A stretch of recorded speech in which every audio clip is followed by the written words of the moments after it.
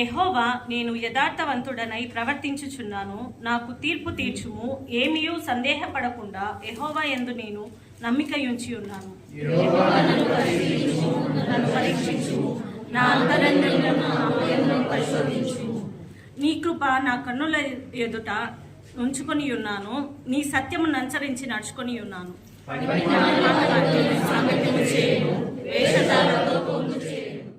మహాఘనత వంచన పరలోక తండ్రి, స్థుతుల మధ్యన ఆసీనుడు వేల దేవ, గొప్ప దేవ, మీకు వేలాది స్తోత్రం రాజా. ఈ సమయాన్ని రాజా మమ్మల్ని ప్రేమించి ప్రభావ మీరు ఇచ్చినందుకు మీకు స్తోత్రం రాజా. యేసయ్య, మీ యొక్క స్థుతిలోను ఆరాధనలోను రాజా మమ్మల్ని నడిపించిన విధానం బట్టి మీకు స్తోత్రం రాజా. యేసయ్య, మేమే పాటి వారం రాజా, అయినా కూడా ప్రభావ మమ్మల్ని ప్రేమించి ప్రభావ ఈ లోకంలో మమ్మల్ని వేరుపరిచి ప్రభావ యేసయ్య అయ్యా మమ్మల్ని సజీవుల లెక్కను ఉంచి ప్రభావ మీ యొక్క సన్నిధికి మీరు నడిపించిన విధానం బట్టి మీకు వేలాది స్తోత్రం రాజా. యేసయ్య, దేవునికి మహిమ కలుగుగాక. ఇప్పుడు వచ్చిన దేవుని బిడ్డలని అందరికీ యేసుక్రీస్తు నామమున తెలియజేస్తూ ఉంటున్నాను. మరి నేటి వరకు కూడా మన సజీవంలో ఉంచేటంటే నిజంగా దేవునికి మన పట్ల ఆయన కృప, ఆయన కనికరం ఉంది కాబట్టి దేవుని యొక్క కటాక్షం మన మీద ఉన్నది కనుక ఈ రోజు వరకు కూడా మనం సజీవులుగా ఉన్నాము. మరి ఈ రోజున దేవుని యొక్క సన్నిధానంలో గడపడానికి మనకు దేవుడు కృప చూపెట్టాడు. మరి ఇంతవరకు కూడా దేవుడు తన కృపను చూపెట్టాడు అంటే మనం నిజంగా దేవుని యొక్క కటాక్షము ఎంతగా పొందుకున్నామో, దేవుని యొక్క దయను ఎంత పొందుకోగలిగామో ఆలోచన చేయాలి. మనకు ఎన్నో పర్యాలు ప్రమాదాలు ఎదురయ్యాయి, ఎన్నో పర్యాలు మరణ పడక వరకు కూడా వెళ్ళినటువంటి పరిస్థితులు వచ్చాయి. ఎన్నో పర్యాలు కుటుంబానికి దూరమైన, లేకపోతే కుటుంబీకులు మన మీదకి తిరుగుబాటు చేసిన, లేదు ఏ పరిస్థితి అయినా కూడా కానీ సమాజపరంగా సంఘంలో కానీ ఏ ఎటువంటి స్థితిలోనైనా దేవుడు యొక్క కటాక్షం అనేటువంటిది మన మీద ఉండి మనల్ని ఇంతవరకు కూడా సజీవులంగా ఉంచగలిగాలి అంటే నిజంగా మన జీవితకాలం అంతా కూడా దేవునికి మనం రుణపడిపోయినటువంటి వాళ్ళమే. ఎందుకంటే ఈ స్థితి లేక చాలామంది లోకాన్ని విడిచిపెట్టి వెళ్ళిపోయారు. ఈ స్థితిని అనుభవించలేక చాలామంది దేవునికి ఇంకా దూరస్తులుగా బతుకుతున్న వారు కూడా లేకపోలేదు. అయితే దేవుడు ఇంకా మనం సజీవులుగా పెట్టి ఆయన సన్నిధిని నడిపిస్తున్నాడంటే ఆయన కనికరం అనేటువంటిది, అనుదినము నూతనంగా వాత్సల్యత అనేటువంటిది చాలా గొప్పది. అందుకే మనం ఈ రీతిగా మనం దేవుని యొక్క సన్నిధానంలో మనం ఉండాలి.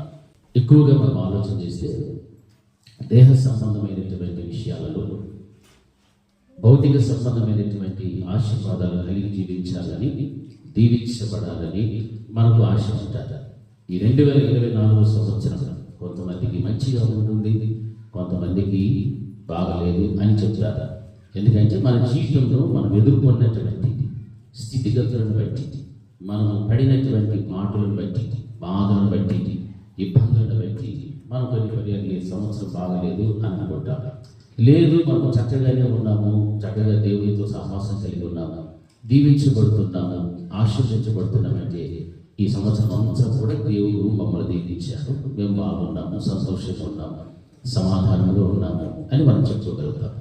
ఏది ఏమైనప్పటికీ కూడా దేవుని యొక్క బిడ్డలమైన మనం నూతన సంవత్సరంలో అడుగు పెట్టబోతున్నప్పుడు మన జీవితాల్లో కొన్ని బలహీనతలు, కొన్ని పాపములు, దేవునికి విరోధమైనటువంటి స్థితి, కుటుంబ వ్యవస్థలో భార్య భర్త ఎడల, తల్లిదండ్రులు పిల్లల ఎడల, పిల్లలు తల్లిదండ్రుల ఎడల కలిగి ఉన్నటువంటి దేవునికి ఇష్టం లేనటువంటి కార్యాలు ఏవైతే మన జీవితంలో ఉండగలుగుతాయో, అదేవిధంగా సంఘములో సంఘ కాపరికి విశ్వాసికి మధ్య ఏ విధమైనటువంటి సత్సంబంధములు లేక విరోధ భావం కలిగి, విరోధమైనటువంటి స్వభావం కలిగి జీవిస్తూ ఉంటే వాటన్నిటిని కూడా మనం ఏం చేసుకోవాలంటే తొలగించుకొని విసర్జించి విడిచిపెట్టి నూతన సంవత్సరంలో మనం ప్రవేశిస్తే దేవుడు మనం ఇంకా అత్యున్నతమైనటువంటి ఆశీర్వాదాలతో తెలియజేస్తారు.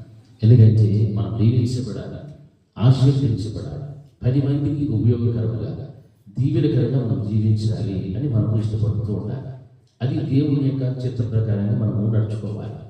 దేవుని యొక్క దృష్టిలో మన పాత జీవితం, మన నూతన జీవితం ఎలా ఉందో అలాంటి జీవితంతోనే మరలా నూతన సంవత్సరంలో మనం అడుగు పెడితే దానివల్ల మనం ఫలించలేము, దానివల్ల అభివృద్ధి చెందలేము, దానివల్ల ఇతరులకు ఆశీర్వాద కారకులుగా మార్చబడలేము.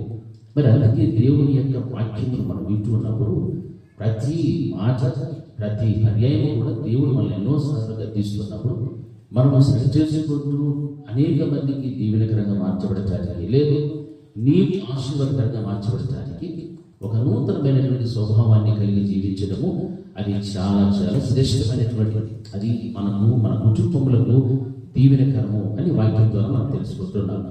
అందుకే పరిశుద్ధ గ్రంథంలో మనం గమనిస్తే నూతన సంవత్సరములో వెళ్ళబోయేటువంటి మనము ఎలా సిద్ధపడి వెళ్ళాలి అనేటువంటి అంశాన్ని ఈ రోజున మనం ధ్యానం చేసుకున్నాం. పరిశుద్ధాత్మ దేవుడు మనకు సహాయం చేయగా పరిశుద్ధ గ్రంథం నుండి యెషయా గ్రంథము 62వ అధ్యాయం 10వ వచనాన్ని చదువుదాం. గుమ్మముల ద్వారా రండి రండి, గుమ్మముల ద్వారా రండి రండి, జనసమూహమునకు త్రోవ సిద్ధపరచుడి, జనమునకు త్రోవ సిద్ధపరచుడి, రాజమార్గమును చక్కపరచుడి, రాజమార్గమును చక్కపరచుడి, చక్కపరచుడి, రాళ్లను ఏరి పారవేయుడి, జనములు చూచునట్లు ధ్వజమెత్తుడి. హల్లెలూయా. అందరూ రెండు చేతులెత్తి చక్కగా దేవుని మహిమపడతాం. హల్లెలూయా, హల్లెలూయా. ఇక్కడ వాక్య భాగంలో మనం గమనిస్తున్నప్పుడు గుమ్మముల ద్వారా రండి రండి, జనమునకు త్రోవ సిద్ధపరచుడి, రాజమార్గమును చక్కపరచుడి, రాళ్లను ఏరి పారవేయుడి, జనములు చూచినట్లు ధ్వజమెత్తుడి అనేటువంటి మాట మనము చదవగలిగాం. ఇశ్రాయేలు యొక్క ప్రజల యొక్క జీవితంలో మనం గమనించినట్లయితే వారు రాజమార్గంలో నడుస్తున్నారు. అదే విధంగా మన జీవితంలో కూడా మనం ఏ మార్గం నడుస్తున్నామో రాజులకు రారాజు అయినట్టుగాని యేసుక్రీస్తు ప్రభుల వారి యొక్క మార్గంలో మనం నడుస్తూ ఉన్నాం. వాక్యం ఏం చదివిస్తుందంటే రాజమార్గంలో నడుస్తున్నటువంటి వీరందరిని గురించి మాట్లాడుతూ వాటిని రండి అని చెప్తూ చట్టపరచుని చెప్తూ ఆ మార్గంలో ఏమి కనిపిస్తున్నాయి? రాళ్ళు కనిపిస్తూ ఉన్నాయి. హల్లెలూయా. రాజమార్గంలో ఏమున్నాయి? రాళ్ళు ఉన్నాయి. రాళ్లను మీరు ఏం చేయాలి అని అంటున్నాడంటే దానిని ఏరి పారవేయుడి, ఆ పారవేయబడిన తర్వాత జనములు చూసినట్టుగా ధ్వజమెత్తుడి. హల్లెలూయా. ధ్వజము అని అంటే ఇంగ్లీష్లో బ్యానర్ అని అంటే చూడండి, మనం ఉదాహరణకు కొన్ని దేశ క్రీడల్లో పాల్గొనబోతూ ఉంటాయి. ప్రతి దేశానికి ఒక జెండా, ఒక ధ్వజం అనేటువంటిది ఉంది. ఆ 10 దేశాలలో కూడా ఫైనల్స్ వెళ్ళేటప్పుడు సెమీ ఫైనల్స్, తర్వాత అలాగే వెళ్ళి ఫైనల్స్ చేరుకుంటే ఆ ఫైనల్స్ లో ఎవరైతే విజయం సాధిస్తారో వారి పతాకం మాత్రమే ఆ యొక్క అన్ని దేశాల కంటే కూడా ఉన్నతంగా ఏమవుతుందని ఎగరవేయబడతాయి. హల్లెలూయా. అంటే దేవుని యొక్క మార్గంలో నడుస్తూ ఉన్నప్పుడు ఆ మార్గ మధ్యములో ఉన్నటువంటి రాళ్లను మీరు ఏం చేసుకోవాలి అంటే ఏరి పారవేయుడి. హల్లెలూయా. మీరు వెలుచున్న మార్గము అటు ఇటు ఏదో పనికిరాని మార్గం కాదు. ఏది ఆ మార్గం అంటే రాజమార్గము. రాజు ఎవరు? యేసుక్రీస్తు ప్రభువు. ఆయన అన్న మాట ఏంటంటే నేనే మార్గమును సత్యమును జీవమని ఉన్నాను చెప్పాడు. నేనే మార్గము సత్యము జీవమని ఉన్నటువంటి ఆ దేవుని మార్గంలో మనం నడుస్తున్నప్పుడు మన జీవితంలో అడ్డుగా ఉన్నటువంటి రాళ్లను మనం ఏం చేసుకోవాలంటే ఏది పారవేయాలి. అది ఇశ్రాయేలు ప్రజలతో ఆయన మాట్లాడుతున్న మాట. గుమ్మముల ద్వారా రండి రండి, జనమునకు త్రోవ సిద్ధపరచుడి, రాజమార్గమును చక్కపరచుడి. ఎలా చక్కపరచుకోవాలి అని అంటే ఆ మార్గములో వేయబడినటువంటి రాళ్ళన్నింటినీ కూడా మీరు ఏం చేయాలా? ఏరి పారవేయాలి అని మాత్రం మనకు సెలవిస్తుంది. ఆ ప్రియమైనటువంటి దేవుని బిడ్డలారా, ఈ యొక్క 2025వ సంవత్సరంలోనికి దేవునితో పాటు మనము నడుస్తూ ధ్వజమెత్తి నిలబడాలి అంటే ఆ రాజ్య మార్గములో ఉన్నటువంటి రాళ్ళను మనం ఏం చేసుకోవాలి? ఏరి పారవేయాలి. హల్లెలూయా. చూడండి, ఒక పంట పొలంలో కూడా రాళ్ళు ఉంటే పంట పండుతుందా? పండదు. రాయి ఉన్న చోట పంట పండదు. అందుకే ఆ రైతు వ్యవసాయం చేసేటప్పుడు అందులో ఉన్నటువంటి చెత్తతో పాటు రాళ్లను కూడా తీసి పారవేస్తారు. వాక్యం సెలవిస్తారు, రాతి నేలను పడినటువంటి విత్తనము అది ఎదగక అక్కడికక్కడే ఆగిపోతూ ఉంటుంది. కారణం ఏమిటంటే దానికి వేరు లోపలికి తన్ననందున అది ఎదిగి ఫలించలేనటువంటి పరిస్థితిలో ఉంది. అంటే నీవు వెళ్ళేటువంటి రాజ్య మార్గంలో నీవు చేరవలసిన గమ్యానికి నువ్వు చేరాలంటే ఈ మంచి విత్తనము విత్తబడిన తర్వాత ఈ విత్తనము మంచి నేలను పడి ఉండాలి. అంటే రాళ్ళు లేని ఆ యొక్క పంట భూమి చెత్త లేని లేకపోతే పురుగులు లేనటువంటి ఆ మంచి నేలలో కనుక విత్తబడిన విత్తనం ఏ రీతిగా ఎదిగి వేరు లోపలికి తల్లి పైకి ఫలించగలుగుతారో ఆ రీతిగా క్రైస్తవుని యొక్క జీవితం కూడా ఆ రోజున దేవుడు ఇశ్రాయేలు ప్రజలతో మాట్లాడుతున్నమాట. రండి రండి, గుమ్మముల ద్వారా రండి, జన సమూహం అంతటిని కూడా మీరేం చేయమని త్రోవ సిద్ధపరచుడి, రాజమార్గమును చక్కపరచుడి, రాళ్లను మీరేం చేయమంటాడంటే ఏరి పారవేయుడి. హల్లెలూయా హల్లెలూయా. ఆ రాళ్ళు అనేటువంటివి ఏరి పారవేస్తేనే పంట అనేటువంటిది చేతికి బాగా వస్తాయి. రాళ్లతో కూడినటువంటి భూమిలో లేకపోతే పురుగులు, చెత్త, కలుపు మొక్కలు ఉన్నటువంటి ఆ వ్యవసాయ భూమిలో కనుక విత్తనం వేస్తే అందులో రావాల్సిన పంట చేతికి రాదు. ఎందుకంటే విత్తబడినటువంటి విత్తనము కంటే వాటి యొక్క శాతం ఎక్కువ ఉంటుంది, వాటి బలం ఎక్కువైపోతుంది. కనుక కష్టపడినటువంటి కష్టానికి తగినటువంటి ప్రతిఫలం నీవు పొందుకోవాలి అంటే మొదటగా ఏం చేయాలంటే ఆ రాళ్ళన్నింటినీ కూడా ఏరి పారవేయాలి. హల్లెలూయా.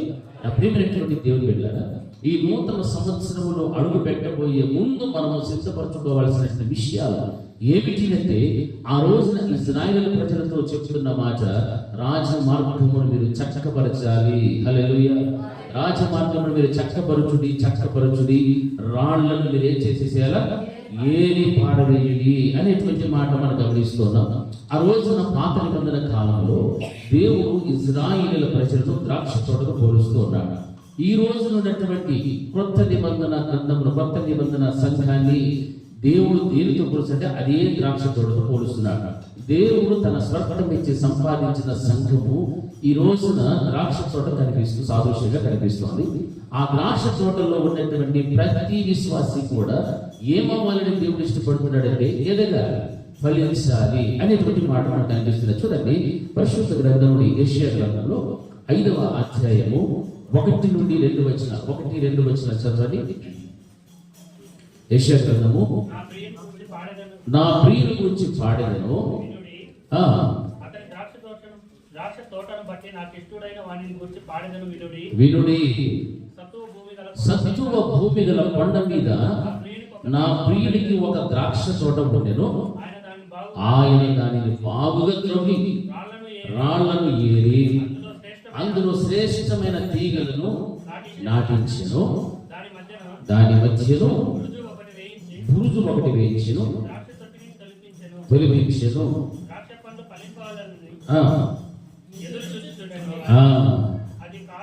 అది తారు ద్రాక్షలు కాయటకు కారణమేమి. హల్లెలూయా హల్లెలూయా హల్లెలూయా. 2 చేతులు చెప్పాలి హల్లెలూయా. ఇక్కడ మొదటి 2 వచనాలు, నా ప్రియుడు గురించి పాడెదను వినుడి, అతని ద్రాక్ష తోటను బట్టి నాకు ఇష్టడైన వాడి గురించి పాడెదను వినుడి. ఆ భూమి ఎలా ఉందంటే సత్తువ భూమి. హల్లెలూయా. అది ఎటువంటిదంటే మంచి సారవంతమైన సత్తువ కలిగినటువంటి భూమిగా కనిపిస్తుంది. అది కొండ మీద నా ప్రియుడు కూడా ద్రాక్ష తోట ఉండెను. ఆ ద్రాక్ష తోటను గురించి మాట్లాడుతూ ఆయన ఏమంటున్నాడంటే దానిని బాగుగా త్రవ్వి రాళ్లను ఏరి అందులో శ్రేష్టమైన తీగలను, ద్రాక్ష తీగలను నాటించెను, దాని మధ్యలో బురుజు ఒకటి వేయించి ద్రాక్ష తోటను తొలగించెను.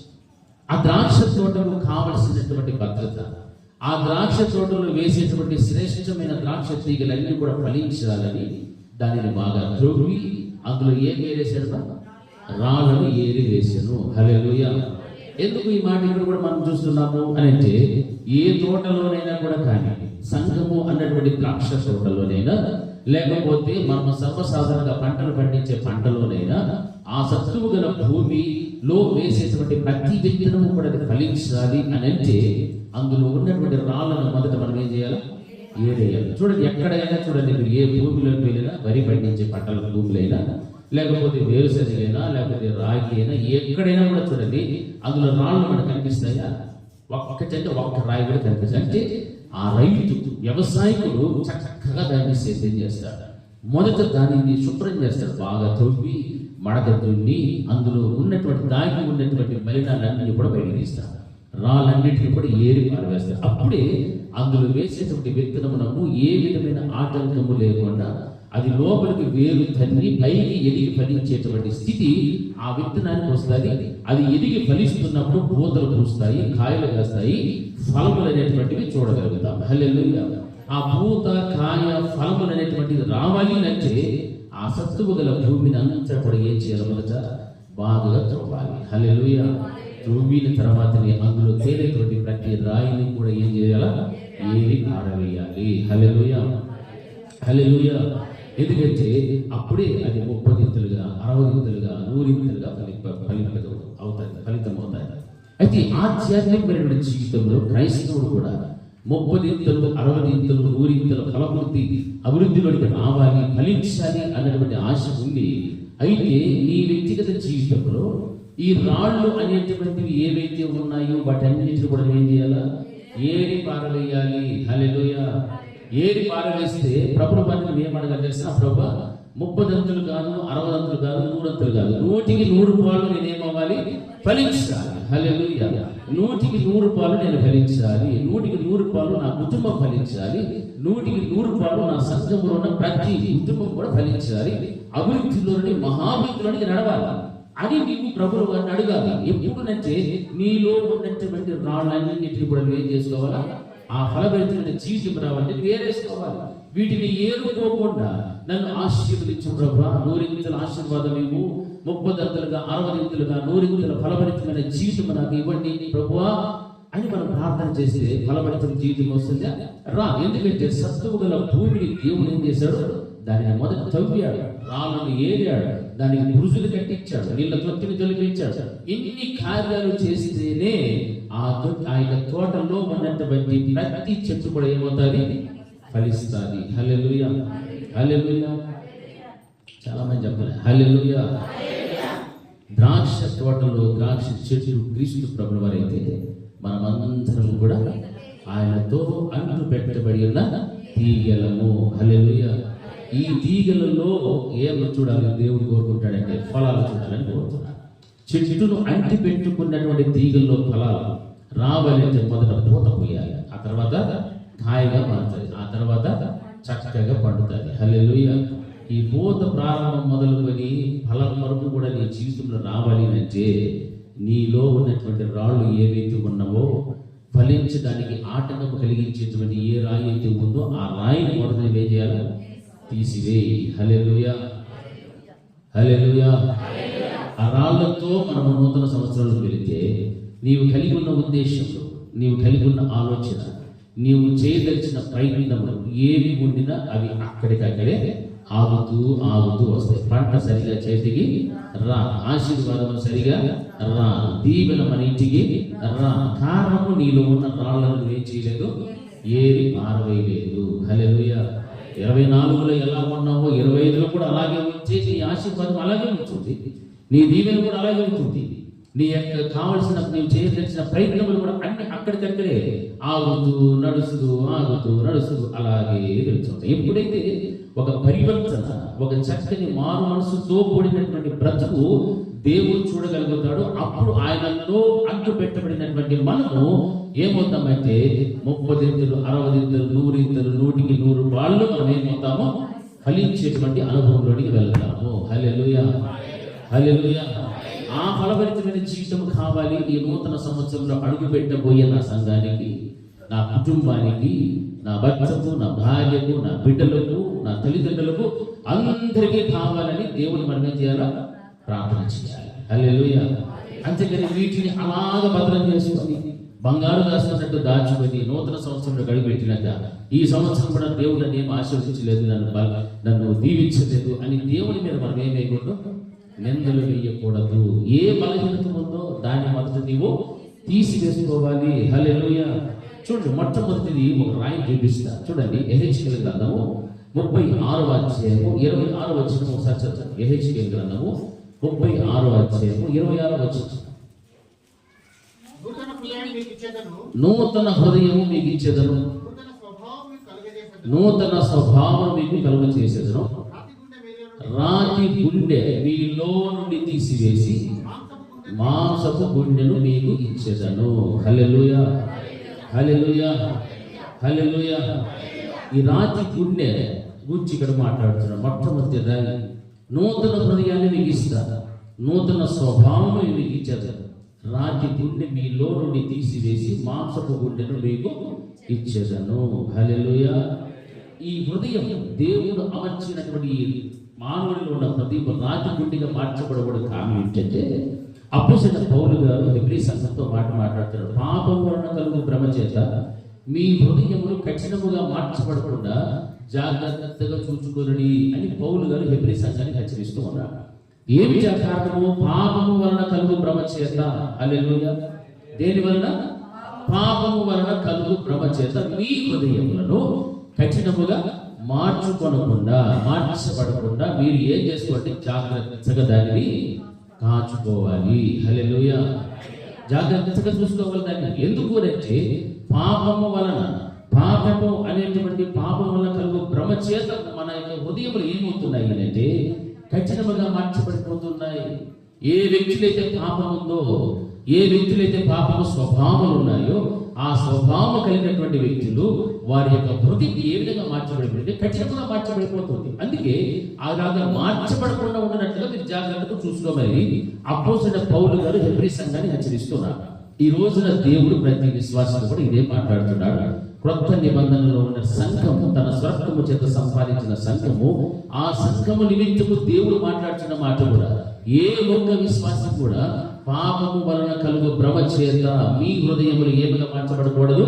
కఠినముగా మార్చబడకూడదు. అందుకే వాక్యం ఏమంటుందంటే, నూతన హృదయం మీకు ఇస్తా, నూతన హృదయం మీకు ఇచ్చి నూతన స్వభావం మీకు కలుగ చేసేదను. రాతి గుండెను తీసివేసి మెత్తని మాంసపు గుండెను మీకు ఇచ్చేదను. హల్లెలూయా. మనలో మంచి స్వభావం అంటే, మెత్తని స్వభావం అంటే, లోబడే స్వభావం అంటే, ఎవరైనా పెద్దలు మనం ఏదైనా హెచ్చరించినప్పుడు, మాట్లాడినప్పుడు మనం ఎలా ఉండాలి? వాటికి లోబడాలా, లేకపోతే వాళ్ళు ఎలా చూడాలా? ఎంతమంది లోబడుతున్నారు?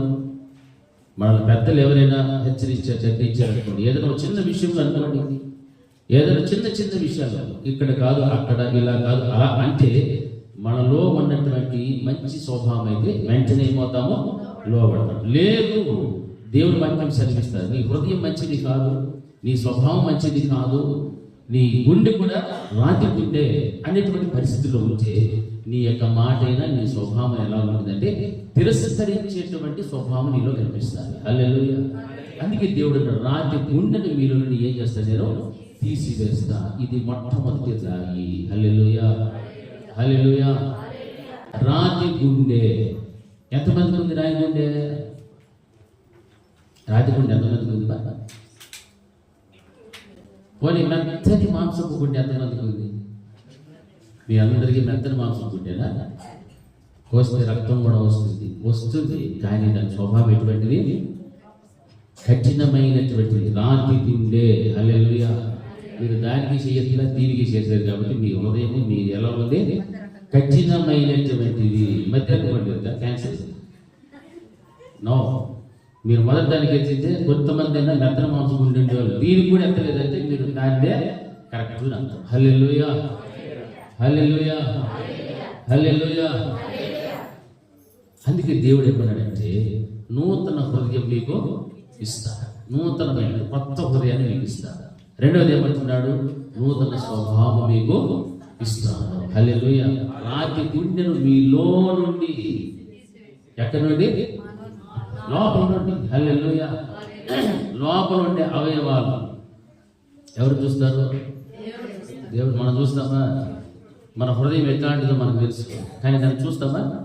చూడలేదు. మన ఊపిరితిత్తులు ఎట్లా ఉంటాయో మనకు తెలిసిన తెలియదు, మన కిడ్నీలు ఎట్లుంటాయో తెలిసిన, పేగులు ఎట్లుంటాయో తెలిసిన, ఏమీ తెలియదు. పైకి కనిపించేది మాత్రమే మనం చూసుకుని దాన్ని సింగారించుకుంటాం. కానీ లోపల అమర్చబడి ఉన్నటువంటి అవయవాలన్నీ కూడా ఎవరు? దేవుడు చూస్తారు. హల్లెలూయా. మనం పైన స్వభావం మాట్లాడుతూ లోపల ఒక చిన్న ఎలను కూడా పెడతాడు అంతే. హల్లెలూయా. లోపల పెడితే పైన ఉండేదంతా ఏమైపోతుంది? ఎట్లుండేది ఎట్లా ముడుచుకోపోతుంది అంతే. హల్లెలూయా. అవునా కదా? అవునా కదా? అవునని చెప్పండి బాగా. హల్లెలూయా. అందుకే మనలో ఉన్నటువంటి ఈ మొట్టమొదటి ఈ రాయిని ఏం చేయాలా? ఏరి పారేయాలి. నిర్దాక్షిణంగా ఏరి అవతల పారేయాలి. ఎందుకు నువ్వు నడుస్తున్న మార్గం ఏ మార్గము? రాజమార్గము. హల్లెలూయా. రాజమార్గంలో నడుస్తున్నటువంటి దేవుని స్వస్థము చేత సంపాదించబడిన సంఘము దాన్ని ఏం చేయబడుతున్నాడు? చక్కబరచుడి. హల్లెలూయా. అది చక్కబరచబడితేనే నీవు ఆ మార్గం గుండా ప్రయాణిస్తూ ఎక్కడికి వెళ్ళిపోతావు? పరలోకానికి వెళ్తావు. లేదు, చక్కబరచుకోలేదు నీ మార్గాన్ని. నువ్వు వెళ్తున్న రాజమార్గం అని చెప్పుకోవచ్చు, కానీ రాజమార్గంలో రాళ్ళను ఏరువేయలేదంటే నువ్వు చేరవలసిన గమ్యానికి చేరలేవు. హల్లెలూయా. లేదు, మేము రాళ్ళను ఎక్కుతూ పడుతూ లేస్తూ దాటుకుంటూ జంపింగులు చేస్తూ పోతాము అంటే కుదురుతుందా?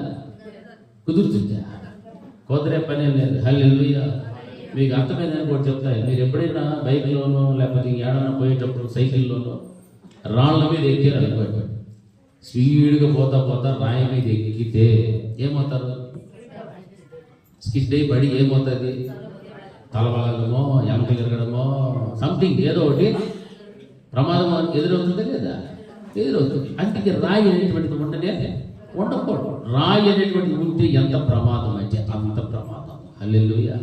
ఆ రాయిని మొదట మనం ఏం చేసుకోవాలా? తీసుకెళ్ళి. అందుకే దేవుడు అన్నాడు, ఆ ద్రాక్ష తోటను బాగా తవ్వి రాళ్లను ఏరి గురుజులు కట్టించి దానికి నీళ్ల తొట్టిని తొలిపించి అన్ని సౌకర్యాలు చేశాడు. ఎందుకు? ద్రాక్ష చెట్లు అన్నటువంటి క్రీస్తు ప్రభుల వారిని అంటి పెట్టుకొని ఉన్న ప్రతి తీగ అది ఏమైపోవాలా? ఫలించాలి. హల్లెలూయా. అందుకే దేవుడు నాలో ఫలింపని ప్రతి తీగను కూడా ఆయన ఏం చేస్తాడు?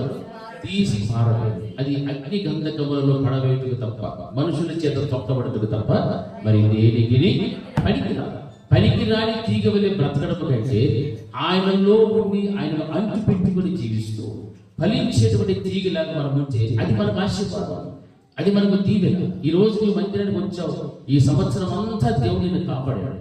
ఈ చివరి ఆదివారం కూడా నువ్వు సజీవురాలుగా ఉన్నావు. మరి దీనికి కారణం ఏమిటంటే దేవుని యొక్క కటాక్షం నీ మీద ఉంది. దేవుడు ఎక్కడో నీ మీద ప్రేమ చూపెడుతూనే ఉన్నాడు. ఆ ప్రేమ చూపెడుతున్నప్పుడు నీవు దేవుని ప్రేమను నిర్లక్ష్యము చేస్తే రాబోయేటువంటి నూతన సంవత్సరంలో నీవు ఎలాగ ధ్వజమెత్తగలుగుతావు? ఎలాగ నాకు ఈ జీవితంలో ఒక విజయం నేను సాధించాను, నా దేవునితో పాటు నేను నడిచాను, ఈ నూతన సంవత్సరం అడుగు పెట్టబోతున్నాను, అడుగు పెట్టినటువంటి నేను నా దేవుడితో కలిసి విజయం ధ్వజమును జరులు చూస్తూ ఉండగా నేను దానిని ఎత్తుకునేటువంటి స్థితి నాకున్నది అనేటువంటి ఆలోచన నీకు రావాలి. హల్లెలూయా. నీ విజయ ధ్వజమైనటువంటి క్రీస్తుతో కూడా ఎత్తబడితేనే అప్పుడు నూతన సంవత్సరంలో నీవు నూతనమైనటువంటి హృదయము, నూతనమైనటువంటి విజయము, దీవెన, ఆశీర్వాదములు అన్నీ కూడా నూతనంగా నీవు పొందుకోవడానికి దేవుడు నీకు అవకాశం ఇస్తాడు. హల్లెలూయా.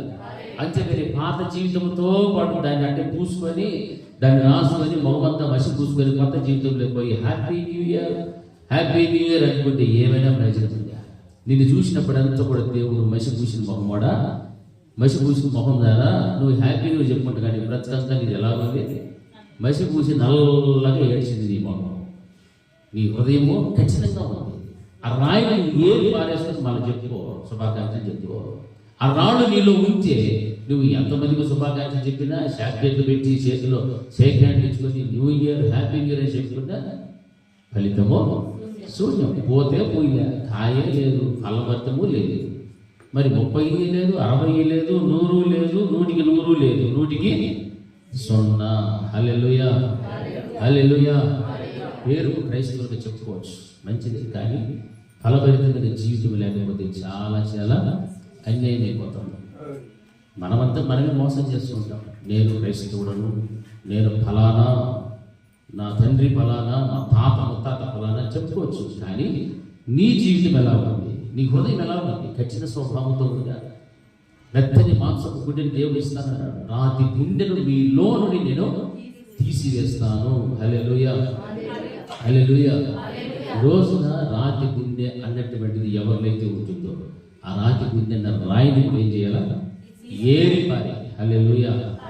ఏరి పారవేసి నూతన సంవత్సరంలోనికి వెళ్ళటానికి సిద్ధపడు. అది దేవుడు కోరుకునేటువంటి ఆ రాయిని అంతే పెట్టుకొని నూతన సంవత్సరం కూడా అడుగుపెట్టి ఆ రాయితో ఇంకొంతమందిని కొట్టి వాళ్ళని గాయపరిచి వాళ్ళని హింసించి వాళ్ళ గురించి చెడుగా మాట్లాడుకొని వాళ్ళ గురించి కొట్టాలని చెప్పుకొని, ఎందుకంటే హృదయమే కదా అన్ని చేసేది. దేవుడు ఏమన్నాడు? హృదయానికి వచ్చి అది మోసకరమైనది, ఘోరమైన వ్యాధి కలిగినటువంటి ఈ రోగం అందరికీ అంటించుకుంటా కొట్టుకుంటా రక్తాలు కాసుకుంటా చేసే స్వభావం దేనికి ఉందంటే హృదయానికి తప్ప మరి దేనికి. ఇది ఏం చెప్తే చేతులు అవి చేస్తాయి, కాళ్ళు అవి చేస్తాయి, కళ్ళు అవి చూస్తాయి, అన్నీ చేస్తాయి. అందుకే మీలో ఉన్నటువంటి కఠినమైన స్వభావం కలిగినటువంటి ఈ రాతి గుండెని మీలో నుండి నేను తీసివేసి మీకేమి ఇస్తానంటే మెత్తని మాంసపు గుండెను ఇస్తాను. హల్లెలూయా, హల్లెలూయా. చూడండి యెషయా గ్రంథంలో 48వ అధ్యాయంలో ఇశ్రాయేలు స్వభావం ఇంకా ఎలా ఉందంటే అక్కడ మనం గమనించినట్లయితే అక్కడ వాక్యం మనకు కనిపిస్తుంది. చూడండి యెషయా గ్రంథము 48వ అధ్యాయము 4వ వచనం. నీవు మూర్ఖుడవనియు నీ మెడ ఇనుప నరమనియు నీ నుదురు ఇత్తడిదనియు నేను ఎరిగి ఉండి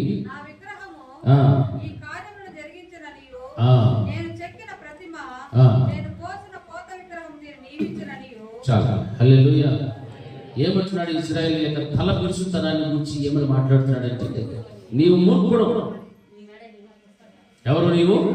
మూర్ఖుడవు. నీ మెడ ఎటువంటిదంటే ఇనుప నర్రమనియు నీ నుదురు ఇత్తడిదనియు నేను ఎరిగి ఉండి. హల్లెలూయా. దేవుని ఎదుట దేవుని దృష్టికి ఇశ్రాయేలు యొక్క తల పిలుచుతనం ఎలా కనిపిస్తుందంటే ఈ విధంగా కనిపిస్తుంది. ఆ రోజున దేవుడు ఎన్ని మేళ్ళు చేసినా, ఎన్ని అద్భుతాలు చేసినా, ఆశ్చర్యకరమైన కార్యాలు చేసినా వారి జీవితం మాత్రమో మారలేదు. వారిలో ఉన్న అవిధేయత మాత్రమో పోలేదు. కారణం ఏమిటంటే అందుకే దేవుడు వారిని చూచి ఏమంటాడంటే నీవు మూర్ఖుడవనియు నీ మెడ ఇనుప నరమనియు నీ నుదురు ఇత్తడిదనియు నేను ఎరిగి ఉన్నాను. ఈ రోజున అటువంటి స్వభావం కలిగినటువంటి విశ్వాసాలు కూడా చాలా మంది ఉన్నారు. వారి యొక్క స్వభావాన్ని మనం చూస్తే మూర్ఖత్వం, చాలా మూర్ఖత్వంగా ఉంటారు. ప్రతి విషయంలో కూడా భర్త ఎదుట భార్య, భార్య ఎదుట భర్త, సంఘ కాపు ఎదుట విశ్వాసి, ఈ విధంగా సమాజంలో పనిచేసే చోట ఆ పై అధికారులకు కింద ఉన్న వారికి మూర్ఖత్వాన్ని చూపెడుతూ ఉంటారు. ఎందుకంటే స్వభావం లోపల ఎలా ఉంది? మూర్ఖత్వంతో కూడినటువంటిది. ఆ మూర్ఖత్వంతో కూడినటువంటి స్వభావం ఉంది కాబట్టి దేవుడు అంటున్నాడు ఆ రోజున ఇశ్రాయేలీయులతో, ఈ రోజున కొత్త నిబంధన సంఘంతో కూడా అదే మాట్లాడుతున్నాడు. నీ మూర్ఖుడవనియు నీ మెడ ఇనుప నరమనియు నీ నుదురు కూడా ఎలాగైపోయాలి? ఇత్తడిది. హల్లెలూయా. అంటే అంత కఠినమైనటువంటి స్వభావం ఈ రోజున మనుషుడు కలిగి ఉన్నాడు అంటే మరి దేవునికి ఏం రావాలా? ఏమొస్తుంది? వస్తుంది రాదా?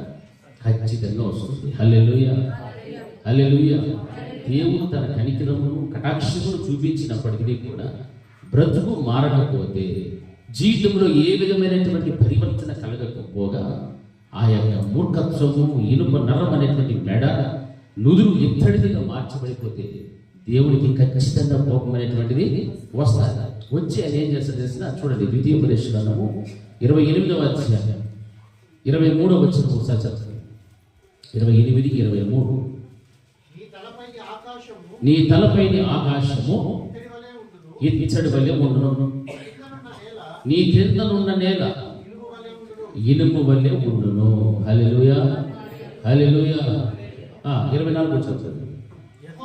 యెహోవా నీ దేశపు వర్షమును ధూళిగాను బుగ్గిగాను చేయను, నీవు నశించు వరకు అది ఆకాశం నుండి నీ మీదికి వచ్చును. హల్లెలూయా, హల్లెలూయా. 2 చేతులు లేని వాళ్ళు మాత్రం హల్లెలూయా ఉండేవాళ్ళు చెప్పండి హల్లెలూయా. చూసారా దేవుని యొక్క ప్రతీకారం ఎలా ఉంటుందంటే ఇక్కడ చక్కగా మాట్లాడుతున్నాడు. ఏమంటున్నాడు? నీ తలపైన ఆకాశం ఎలాగైపోతుంది? ఇత్తడి వలె అవుతుంది. నీ కింద ఉన్నటువంటి భూమి ఏమవుతుంది? ఇనుము. హల్లెలూయా. ఆకాశం ఏమో ఎత్తడి, భూమి ఏమో ఇనుము. ఇనుము ఉన్నటువంటి భూమి మీద నువ్వు వేసే పంట ఏమైనా పడుతుందా? ఇనుము మీద నువ్వు విత్తనం వేస్తే పడుతుందా? చెప్పరా? పడుతుందా? పండుదా? పడదు. ఓకే. ఆకాశము పైన ఏమున్నాయి? మేఘములని దేంతో కప్పబడి ఉన్నాయి? నింపబడి ఉన్నాయి? నీటితో ఉన్నాయి. అవి వెండిలాగా దాన్ని ఏమంటున్నాడు దేవుడు? ఇత్తడి వలె దాన్ని చేస్తాను అంటాడు. అవి ఇత్తడి వలె ఉంటాయి. ఎందుకంటే నీ పరిస్థితి, నీ స్వభావం ఎలా ఉంది? అలాగే ఉంది. ఇనుప నరము ఇంతటి నుదురు మూర్ఖత్వము కలిగి ఉన్నటువంటి నిన్ను బట్టి నీ మీద ఉన్నటువంటి ఆకాశం ఏమిగా మార్చబడుతుంది అంటే అది ఇత్తడిగా మార్చబడుతుంది. ఎందుకంటే దేవుని యొక్క కోపము, ఆగ్రహం అనేటువంటి దానిని బట్టి శపించబడినటువంటి స్థితిలోనికి ఈ ప్రజలు ఎవరైతే ఉంటారో, కఠినమైన స్వభావం కలిగి ఎవరైతే ఉంటారో, మూర్ఖత్వము కలిగిన వారు ఎవరైతే ఉంటారో వారికి దేవుడు ఇచ్చేటువంటి ప్రతీకారం ఏంటంటే వారి తల మీద ఉన్నటువంటి ఆకాశం ఇత్తడిగాను, కింద ఉన్నటువంటి భూమి ఏమిగా మార్చబడతాయి, భూమిగా మార్చబడతాయి. ఇక నువ్వు ఎంత శ్రమ పడినా, ఎంత కష్టపడినా, భూమిని ఏమేమో చెయ్యాలని చేసినా, నీవు ఆకాశ వర్షపును ఎదురు చూచినా, దాని కొరకు ఎంత కాలం నువ్వు వేచి చూచినా హల్లెలూయా. ఉరుములు వస్తా ఉంటాయి, డబ్బ సౌండ్ వస్తా ఉంటాయి, ఓహో పడిపోతుంది అనుకుంటావు. సొక్క మాత్రం నీగో రా. అట్లా మనం చూసేమో లేదా? ఉరుములు భయంకరంగా వస్తాయి కానీ వర్షము అటువంటివి చూసామో లేదా? చూసాం. ఉరుములు, మెరుపులు చాలా విభత్సంగా ఉంటాయి. పిడుగు మన ఇంట్లో పక్కన పడినట్టే ఉంటుంది, అంటుంది. కానీ వర్షం మాత్రమో ఏడవ పడుతుంది వర్షం. కారణం ఏమిటంటే ఉన్నటువంటి మూర్ఖత్వం, బిరుసుతనం. ఈ పనికి మారినటువంటి రాళ్ళు అన్నిటిని కూడా నువ్వు ఏం చేయాలంటే ఏరి పారవేయి. హల్లెలూయా. నీవు ఏరి పారవేయినంత వరకు కూడా దేవుడు నీ తల మీద ఉన్న ఆకాశాన్ని ఇత్తడిగా మార్చేస్తాడు, కిందున్న భూమిని ఏం చేస్తాడు, ఇనుముగా మార్చేస్తాడు. నువ్వు ఎంత కష్టపడినా, ఎన్ని ప్రయత్నములు చేసినా వాటిలో ఏ మాత్రము కూడా దేవునితో పాటు కలిసి విజయధ్వజమైనటువంటి పతాకమును ఎగరవేయటానికి అవకాశం లేకుండా చేస్తాడు. హల్లెలూయా, హల్లెలూయా. మరి నూతన సంవత్సరానికి వెళ్ళేటప్పుడు ఏం చేయాలి? నువ్వు దేవునితో పాటు ధ్వజం ఎత్తాలా వద్దా? ఎత్తాలంటే నీ మీద ఆకాశం ఎలా ఉండాలా? అది ఎలా ఉండాలో అలాగే ఉండాలి. భూమి ఎలా ఉండాలో అలాగే ఉండాలి. ఆకాశం ఎత్తడిగా మార్చబడకూడదు, భూమి ఇనువుగా మార్చబడకూడదు. అంటే నీలో ఉన్న మూర్ఖత్వాన్ని నువ్వేం చేయాలా? ఏరి. హల్లెలూయా. ఏరి పారేయి. ఆ మూర్ఖత్వంతో ఎన్నో పర్యాలు, ఎన్నో సందర్భాలలో నీ కుటుంబ వ్యవస్థలో, సంఘ వ్యవస్థలో ఎంతో మంది నువ్వు బాధ పెట్టుంటావు, ఎంతో మందిని దుఃఖానికి గురి చేసి ఉంటావు, ఎంతో మంది మీద నిందలు వేసి ఉంటావు. నీలో ఉన్న స్వభావం అటువంటి, నీలో ఉన్న మూర్ఖత్వమును బట్టి దేవుడు మాట్లాడుతున్నటువంటి మాట ఏమిటంటే, ఆయన ఏమంటున్నాడు? నీవు మూర్ఖుడవని, నీ మెడ ఇనుప నరమనియు, నీ నుదురు ఇత్తడిదనియు నేను ఎరిగి ఉంది. హల్లెలూయా. అంటే దేవుడు వాటిని ఏం చేస్తున్నాడు? తెలుసుకున్నాడు. మనం అనుకోవచ్చు, మనలో గర్వం ఉండినా, అహంకారం ఉండినా, నాలో ఏమీ లేదు అని మనం మాట్లాడుకుంటాం. అనుకుంటాం లేదా? ఎవరైనా నాలో గర్వం ఉంది అని చెప్పుకుంటారా? నాలో మూర్ఖత్వం ఉంది అని చెప్పుకుంటారా? నా మెడ ఇనుప నరమని చెప్పుకుంటారా? బిరుసుతనం ఉంది అని చెప్పుకుంటారా? చెప్పుకోరు. నేను సాక్షాత్తు ఇంద్రుడు, చంద్రుడు చెప్తుంటాడు. అవునా? మీరు చెప్పుకుంటారు కదా. అట్లాంటప్పుడు దేవుడు వాటన్నిటిని కూడా ఏం చేస్తుంటాడు? తెలుసుకుంటాడు. హల్లెలూయా. ఇశ్రాయేలు యొక్క తల బిరుసుతనాన్ని గురించి మాట్లాడుతూ ఉన్నాడు. నీవు మూర్ఖుడవని, నీ మెడ ఇనుప నర్రమని, నీ నుదురు ఇత్తడిదనియు నేను ఎరిగి ఉండి. హల్లెలూయా. ఆయన ఎరిగి ఉన్నటువంటి దేవుడు, తెలుసుకున్న దేవుడు. ఎందుకంటే హృదయ అంతరంగములను ఆయన పరిశీలించి, పరిశోధించి తెలుసుకునేటువంటి సమర్థవంతుడు ఆయన ఒక్కడే. హల్లెలూయా. మన నోటితో మనం అబద్ధం చెప్పొచ్చు. నేను చాలా మంచివాడిని, నాకు మించిన పరిశుద్ధుడే లేదు, పరిశుద్ధురాలే లేదు, నాకు మించిన ఇదే లేదు, అది లేదు. దేవుడికి అన్ని తెలుసు. నీ అది ఇది పక్కన పెట్టు, నీ ఇది చూడరా అంటారు దేవుడు. అప్పుడు చూసినప్పుడు మనం అంతా ఏదైపోవాలా? గాలి వేసినప్పుడు లాగా. హల్లెలూయా. దేవుని చేత మనం ఏవి కూడా దాచిపెట్టలేము. హల్లెలూయా, హల్లెలూయా. రెండు చేతులు హల్లెలూయా. దేవుడు ఏమన్నాడంటే, ఇక్కడ రాయబడిన మాటలో ద్వితీయోపదేశకాండంలో ఆకాశం ఏమిగా మార్చబడుతుంది? ఇత్తడి వలె ఉంటుంది. నేల ఏమైపోతుంది?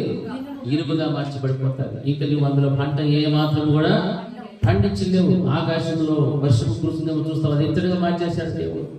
చూడండి, నీళ్లు ద్రవ్యం కదా, ఆ నీళ్లు ద్రవ్యములుగా ఉంటుంది. దాని ఫ్రిడ్జ్లో పెడితే ఏమైపోతుంది? గడ్డగట్టేస్తుంది. మరి దేవుడికి అసాధ్యమైనది ఏమైనా ఉంటే ఏమీ లే. మన బ్రతుకును బట్టి మనకు రావాల్సిన దీవెన, ఆశీర్వాదం మనకు దేవుడు ఇస్తాడు. హల్లెలూయా. బ్రతుకు బాగాలేకుండా నాయన నన్ను దీవించు ప్రభా. దీవించలేదే, ఈ సంవత్సరం ఏమీ చేయలే, వచ్చే సంవత్సరం చూడు స్వామి, నేను ఆ సంవత్సరానికి ఒకసారి వస్తా, పండగ పబ్బానికి వస్తాను, ఏమో బిర్యానీ చేసుకోతా, ఆ సంవత్సరం అంతా ఆశీర్వదించిన ఆయన అంటే ఆశీర్వదిస్తాడా? మనలో ఉన్న మూర్ఖత్వము, నరము, ఇత్తడి రుదులు, వీటన్నిటిని కూడా ఎవరు చూస్తున్నారు? మనం ఆశీర్వదించబడాలని ఆశీర్వది, కానీ దాన్ని పొందుకోవడానికి మనకి ఏం లేదు, యోగ్యత లేదు. హల్లెలూయా. అందుకే వాటినన్నిటిని కూడా మీరు ఉన్నాయని దేవుడు ఎరిగి తల మీద ఉన్న ఆకాశాన్ని ఇత్తడిగా, నేలను ఇనుముగా మార్చేశారు.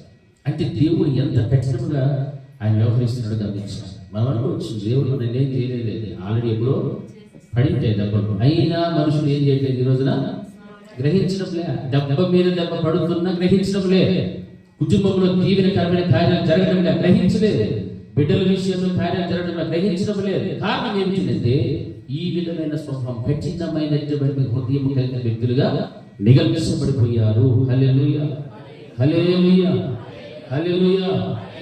రెండవదిగా మనం గమనించినట్లయితే చూడండి, 2వ రాజుల గ్రంథము 3వ అధ్యాయం 25వ వచనం.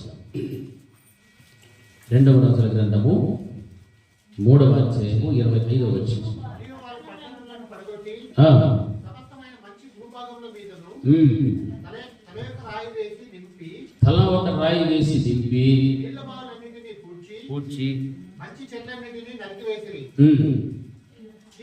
దీర్ఘదర్శకు పట్టణమును మాత్రము వారు విడిచిపెట్టారు కనుక దాని ప్రాకారం నిలిచి ఉండెను.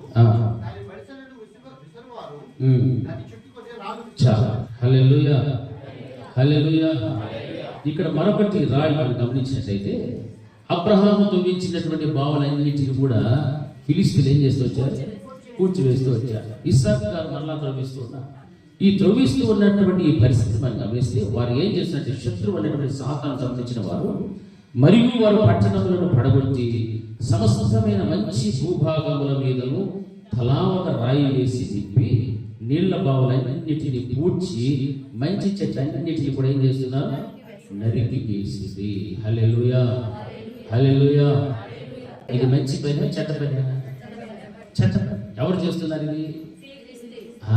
వారు చేస్తున్నటువంటి పని సాతాను యొక్క కార్యాలు. శత్రువైనటువంటి సాతానుడు దేవుని యందు విశ్వాసం ఉంచిన ప్రతి బిడ్డ, దేవుని యందు రక్షింపబడినటువంటి ఆ పూర్వపు అనుభవాలను ఒక్కసారి మనం జ్ఞాపకం తెచ్చుకుంటే, మన జీవితంలో ఎలా ఉండేటువంటి వాళ్ళ పూర్వపు దినాలలో రక్షించబడిన వెంటనే ఎప్పుడు ప్రార్థన చేద్దామా, ఎప్పుడు వాక్యం విందామా, ఎప్పుడు ఉపవాసం ఉందామా అని ఒక మంచి తీవ్రత, ఆత్మ తీవ్రత, దేవుని ఎంతో సహవాసం చేయాలనే ఆసక్తి చాలా మందికి ఉంటుంది. ఉదయాన్నే లేచి ప్రార్థన చేయాలని, లేకపోతే రాత్రి చాలాసేపు దేవునితో గడపాలని, సమయం ఉన్నప్పుడల్లా కూడా దేవుని యొక్క స్వార్థ పరిచయంలో పాలిభక్తులు కావాలని ఎంతో ఆశ అనేటువంటిది పూర్వపు దినాలలో ప్రతి ఒక్కరికి కూడా ఉండిందా లేదా?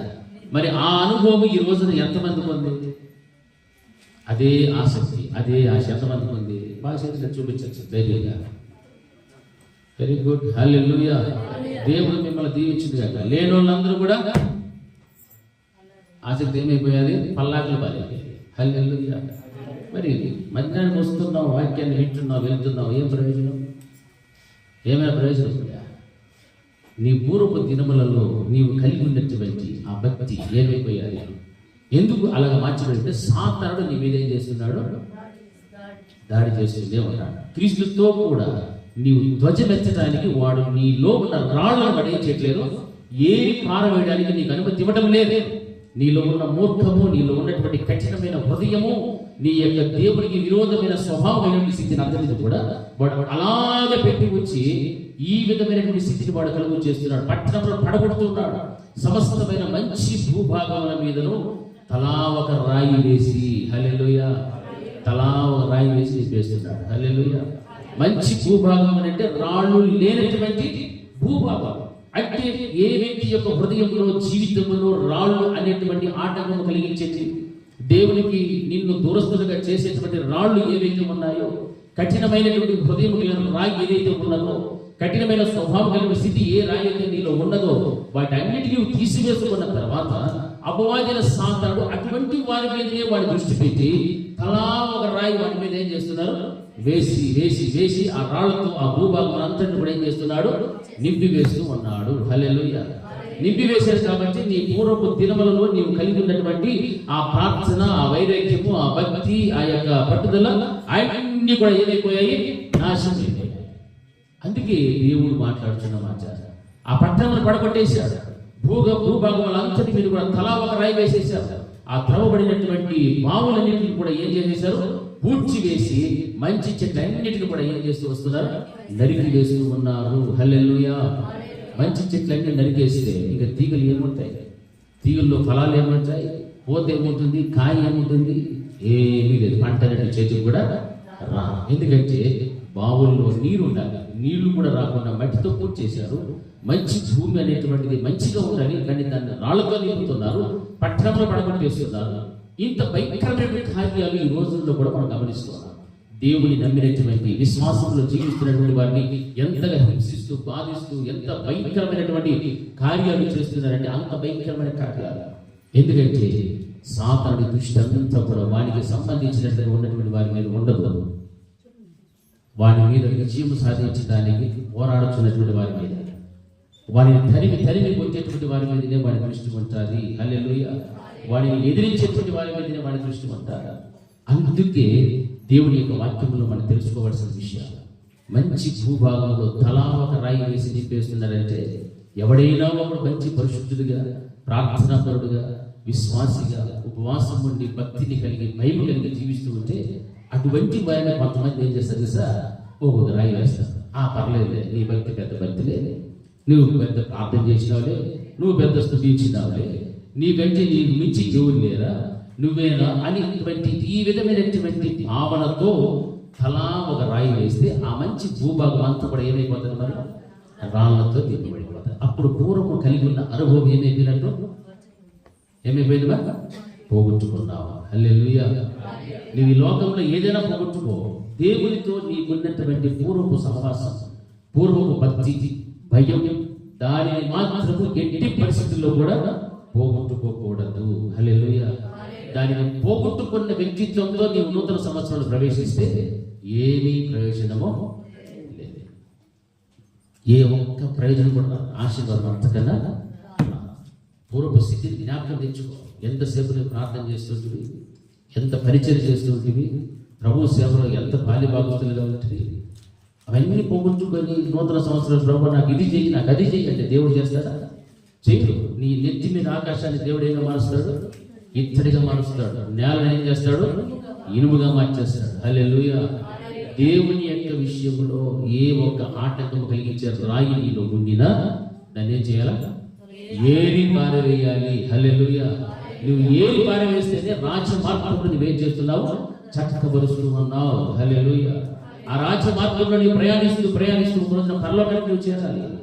ఆ పరలోకానికి చేరనీయకుండా తలా ఒక రాయి వేసి నేను ఏం చేస్తున్నా తెలుసా? వెనకకు లాగుతున్నారు. అపవాది అనే సాతాను యొక్క అనుచరులు, సాతానికి సంబంధించిన ఆలోచన కలిగిన వారు, సాతానికి సంబంధించినటువంటి వ్యక్తులు, వారి మనస్తత్వము, వారి మనసు అంతలాగా ఉంటుంది. కాబట్టి తలా ఒక రాయి వేసి ఆ విశ్వాసం ఏం చేస్తున్నారు?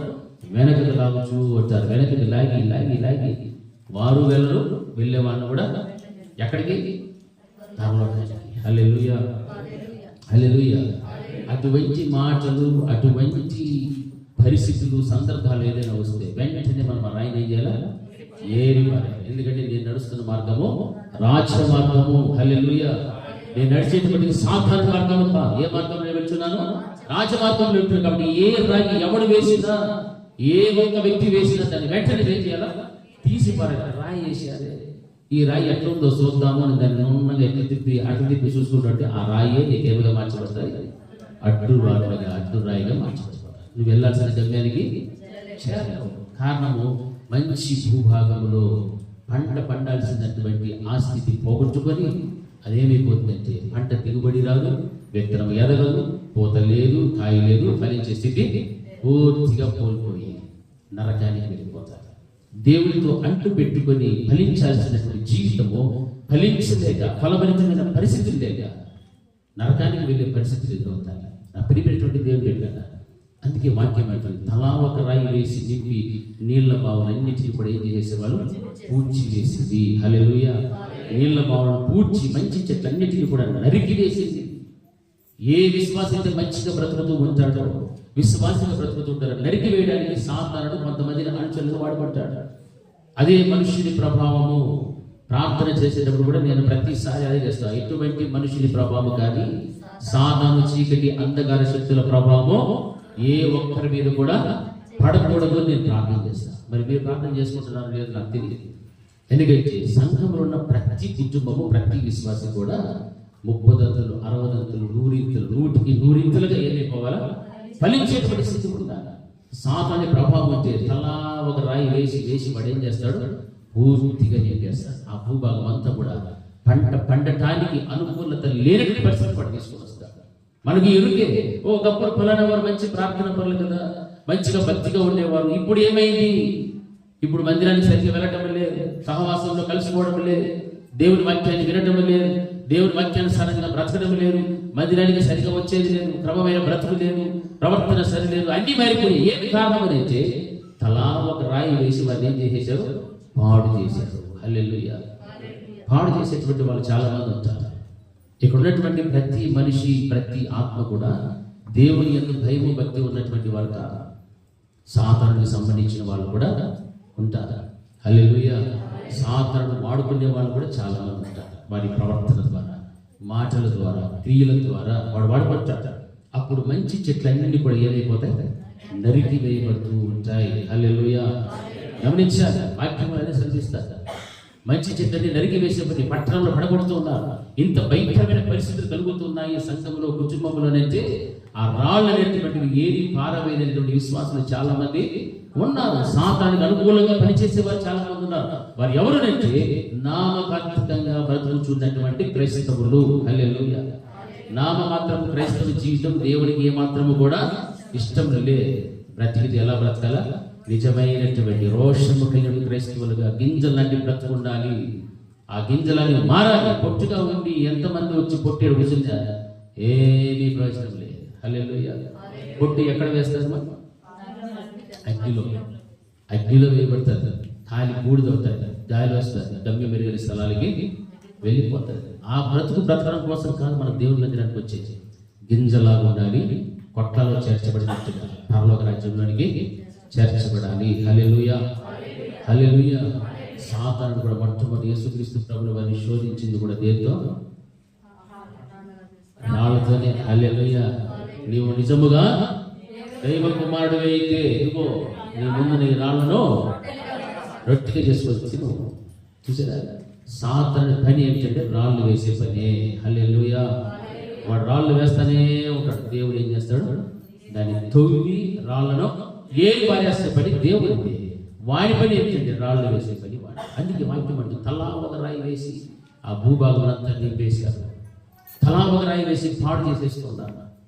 ఆ యొక్క బావులన్నింటినీ కూడా పూడ్చి వేస్తున్నారు. మంచి చెట్లన్నింటినీ కూడా నరికి వేస్తూ ఉన్నారు. హల్లెలూయా. హల్లెలూయా.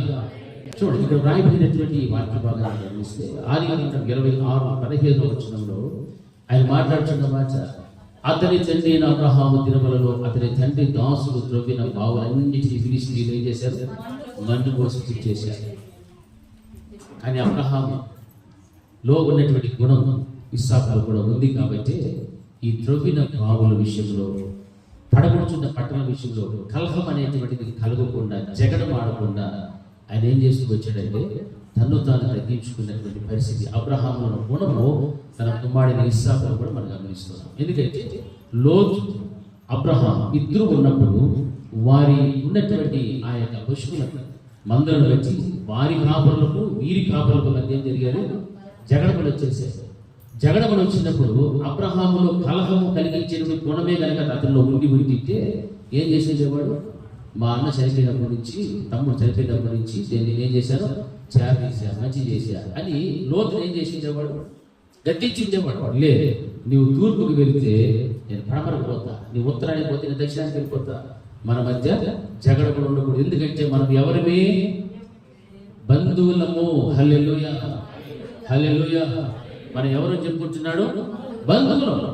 మనం బంధువులము కాబట్టి నీకు నీ కాపర్లకు, నాకు నా కాపర్లకు మధ్య ఏముండకూడదు, జగడములు కలహములు ఉండకూడదు అని అబ్రహాం గారు చెప్పినటువంటి ఆ మంచి స్వభావం ఎవరిలో కనిపిస్తుందంటే ఇస్సాకులో మనకు కనిపిస్తుంది. అందుకే చూడండి, అదే 18 నుండి 22 వచనాల వరకు కూడా మనం చదువుతూ వస్తే అక్కడ ఇస్సాకు కూడా అప్పుడు తన తండ్రి అబ్రహాము దినములలో త్రవ్విన నీళ్ల బావులు ఇస్సాకు తిరిగి త్రవ్వించెను.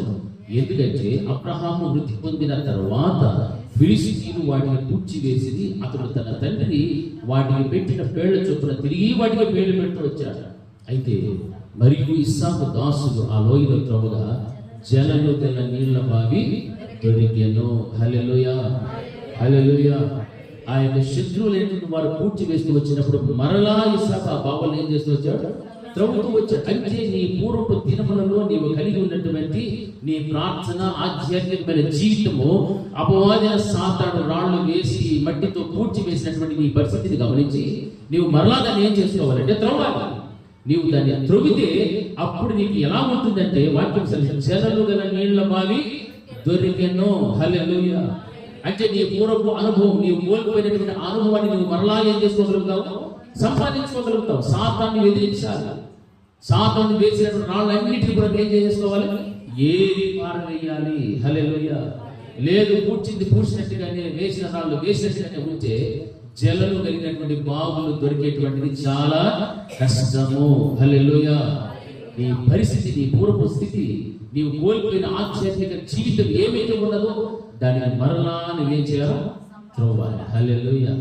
ప్రభువా, నేను పోగొట్టుకున్నా ప్రార్థనా జీవితాన్ని పోగొట్టుకున్నా, స్తుతించే వాక్యాన్ని పోగొట్టుకున్నా, భక్తిని పోగొట్టుకున్నా, భయాన్ని పోగొట్టుకున్నాను, లేకపోతే నీ దృష్టికి నేను అనుకూలంగా జీవించలేకపోయాను, ఎంతో మందికి మూర్ఖ స్వభావం కలిగిన వ్యక్తిగా నేను బ్రతికాను, ఈ రాళ్ళన్నీ కూడా నాలో నుండి నువ్వేం చేయాలి?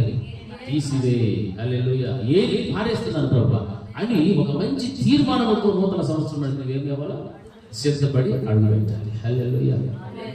అంతేగాని ఈ రాళ్ళన్నీ పెట్టుకొని అబ్రహాము ఇస్సాకులో లేని కలహ స్వభావము, అబ్రహాము ఇస్సాకులో లేనటువంటి విరోధ భావం నీవు అలాగే పెట్టుకొని ఆ రాయిని అట్లా పెట్టుకొని రాజగుండెని పెట్టుకొని కలహములు జగడములు చేసుకుంటూ నువ్వు వెళ్తూ కొత్త సంవత్సరం వెళ్తే అది సరైనటువంటి సిద్ధపాటు కాదు. హల్లెలూయా. అది దేవునికి ఇష్టమైన సిద్ధపాటు కూడా కాదు. వాక్యం అదే సెలవిస్తుంది. నా ప్రేమైనటువంటి దేవుని పిల్లరా, అదే 11వ అధ్యాయము 7-9 వచ్చిన చూడండి. 11వ అధ్యాయంలో అప్పుడు అబ్రహాము పశువుల కాపర్లకును లోతు పశువుల కాపర్లకును ఆ కాలమందు కనానీయులు పెరిజీయులు. చాలా. హల్లెలూయా. ఆ కాలంలో ఎవరు కనిపిస్తున్నారు? అక్కడ కనానీయులు ఉన్నారు, పెరిజీయులు ఉన్నారు. వీరి ద్వారా వీరికి ఏం నేర్చుకున్నారంటే కలహ జగడములు చేయడం నేర్చుకున్నారు. పెరిజీయులు ఉన్నారు, కనానీయులు ఉన్నారు. అందుకే దేవుని బిడ్డలైనటువంటి మన జీవితంలో అటువంటి వారిని పోలినటువంటి వారు చాలా మంది ఉంటారు.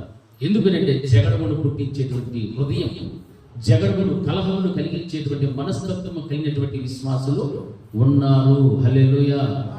అందుకే ఆ వాక్యంలో అక్కడ వారి గురించి ప్రస్తావిస్తారు. ఆ కాలంలో పెరిజీయులు ఉండేది, తర్వాత కనానీయులు ఉండేది. అందుకే వీరి కాపరులకు వారి కాపరులకు మధ్య ఏం కొట్టుకొచ్చేది? హల్లెలూయా. కలహాలు, జగడ. మనం మంచివాళ్ళమే. మనతో పాటు ఉండేవాళ్ళు చెప్పరా? మంచివారు కాదు. హల్లెలూయా.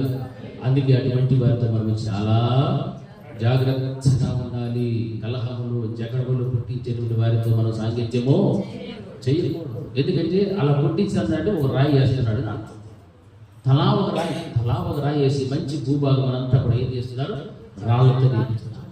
బావులన్నిటిని కూడా మట్టితో పూర్తి చేస్తున్నారు. ఇది ఎవరి పని అంటే శత్రువైన సాతాను. ఎందుకంటే నీవు రాజ్యమార్గంలో నడుస్తున్నావు. ఆ రాజ్య మార్గంలో నడుస్తున్నటువంటి నీవు నడవకుండా వాడిని ఏం చేస్తున్నాడు? అడ్డగిస్తూ ఉన్నాడు, రాళ్ళు వేస్తున్నాడు, మట్టి వేస్తున్నాడు. రాళ్ళు మట్టి వేసి వేసి వాడు నింపి వేసి నీకు మార్గం లేకుండా చేయడమే వాడి పని. హల్లెలూయా. నీవు నిజముగా విశ్వాసమైతే, దేవుని యందు భయభక్తి కలిగినటువంటి విశ్వాసం యొక్క కుటుంబమైతే ఆ రాళ్ళన్నిటినీ ఏరి పారవేయడానికి నీ దేవుడు తన దాసుల ద్వారా మాట్లాడే ప్రతి మాటలు కూడా నిన్ను బాగా త్రవ్వుతాడు. హల్లెలూయా. బాగా త్రవ్వి నీలో దాగి ఉన్నటువంటి రాళ్ళన్నిటిని కూడా ఏరి పారవేస్తాడు. హల్లెలూయా. ఆ ఏరి పారవేసేటప్పుడు నీవు దేవుని మాటలు ఏమైపోవాలా? లోపడాలి. అయ్యో నన్ను త్రవ్వుతూ ఉన్నాడే, నాకు నొప్పి కలుగుతుంది, నన్ను గుచ్చుకుంటుంది అంటే రాయి బయటికి రాళ్ళు బయటికి ఏరి పారాయాలంటే మంచి భూభాగా మార్చబడాలంటే నేనేం చేయాలి? మొదట త్రవ్వాలి. హల్లెలూయా. త్రవ్వితేనే అది మంచి సత్తువ భూమిగా మార్చబడుతుంది. సత్తువ కలిగిన భూమిగా మార్చబడితేనే అందులో వేసే విత్తనం ఏమవుతుంది? ఫలిస్తుంది. హల్లెలూయా. మనం నిజముగా మంచి విత్తనములు పడుతున్న భూమే మనమైతే ఈ బాడికి ఎంత ఫలించిందా? ఎంతో ఫలించిందా?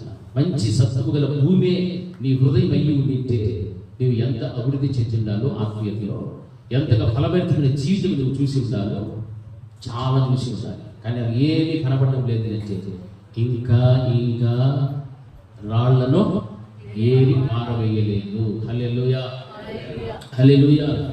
మరొక రాయి చూడండి, లూకాసు వార్త 13:34 వచ్చిన ఒకసారి చదవండి. లూకాసు వార్త 13:34. యెరూషలేమా,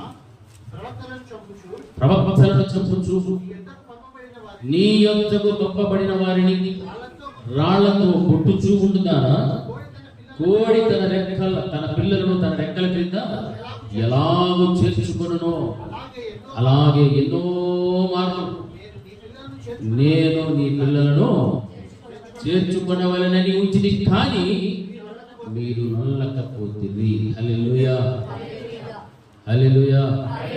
రెండు చేతులు హల్లెలూయా. ఇంకా బాగా ఉద్యోగం చెప్పండి హల్లెలూయా.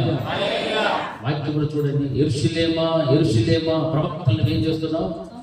చంపేస్తున్నావు. ఎవరు మీరు? దేవుని ప్రజలు, దేవునిని ఎరిగిన వాడు. దేవుడు అంటున్నాడు, కోడి తన రెక్కల క్రింద ఎలాగో పిల్లలు చేర్చుకుంటుందని చెప్పాడు.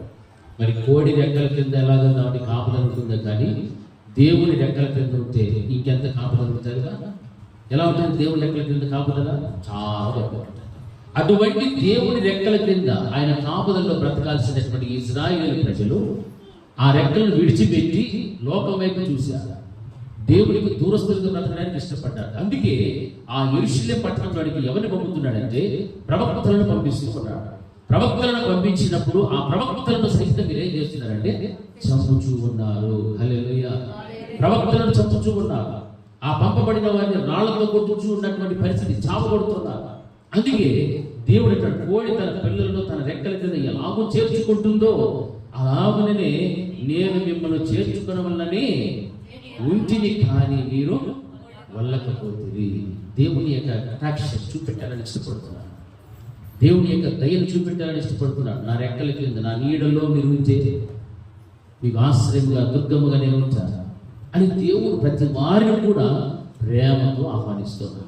అయితే ఆ రోజున యెరూషలేము ప్రజలు దేవుడు ఎరిగిన వారే దేవునికి సంబంధించిన ప్రవక్తలు మరి ఏం చేసిందంటే చంపుచూడదు, రాళ్ళతో కూడా చంపేస్తున్నారు. ఎందుకంటే వారు దేవుని యొక్క రెక్కల నీడను బ్రతకడానికి వారికి ఏం లేదు, ఇష్టం లేదు. హల్లెలూయా, గట్టిగా హల్లెలూయా.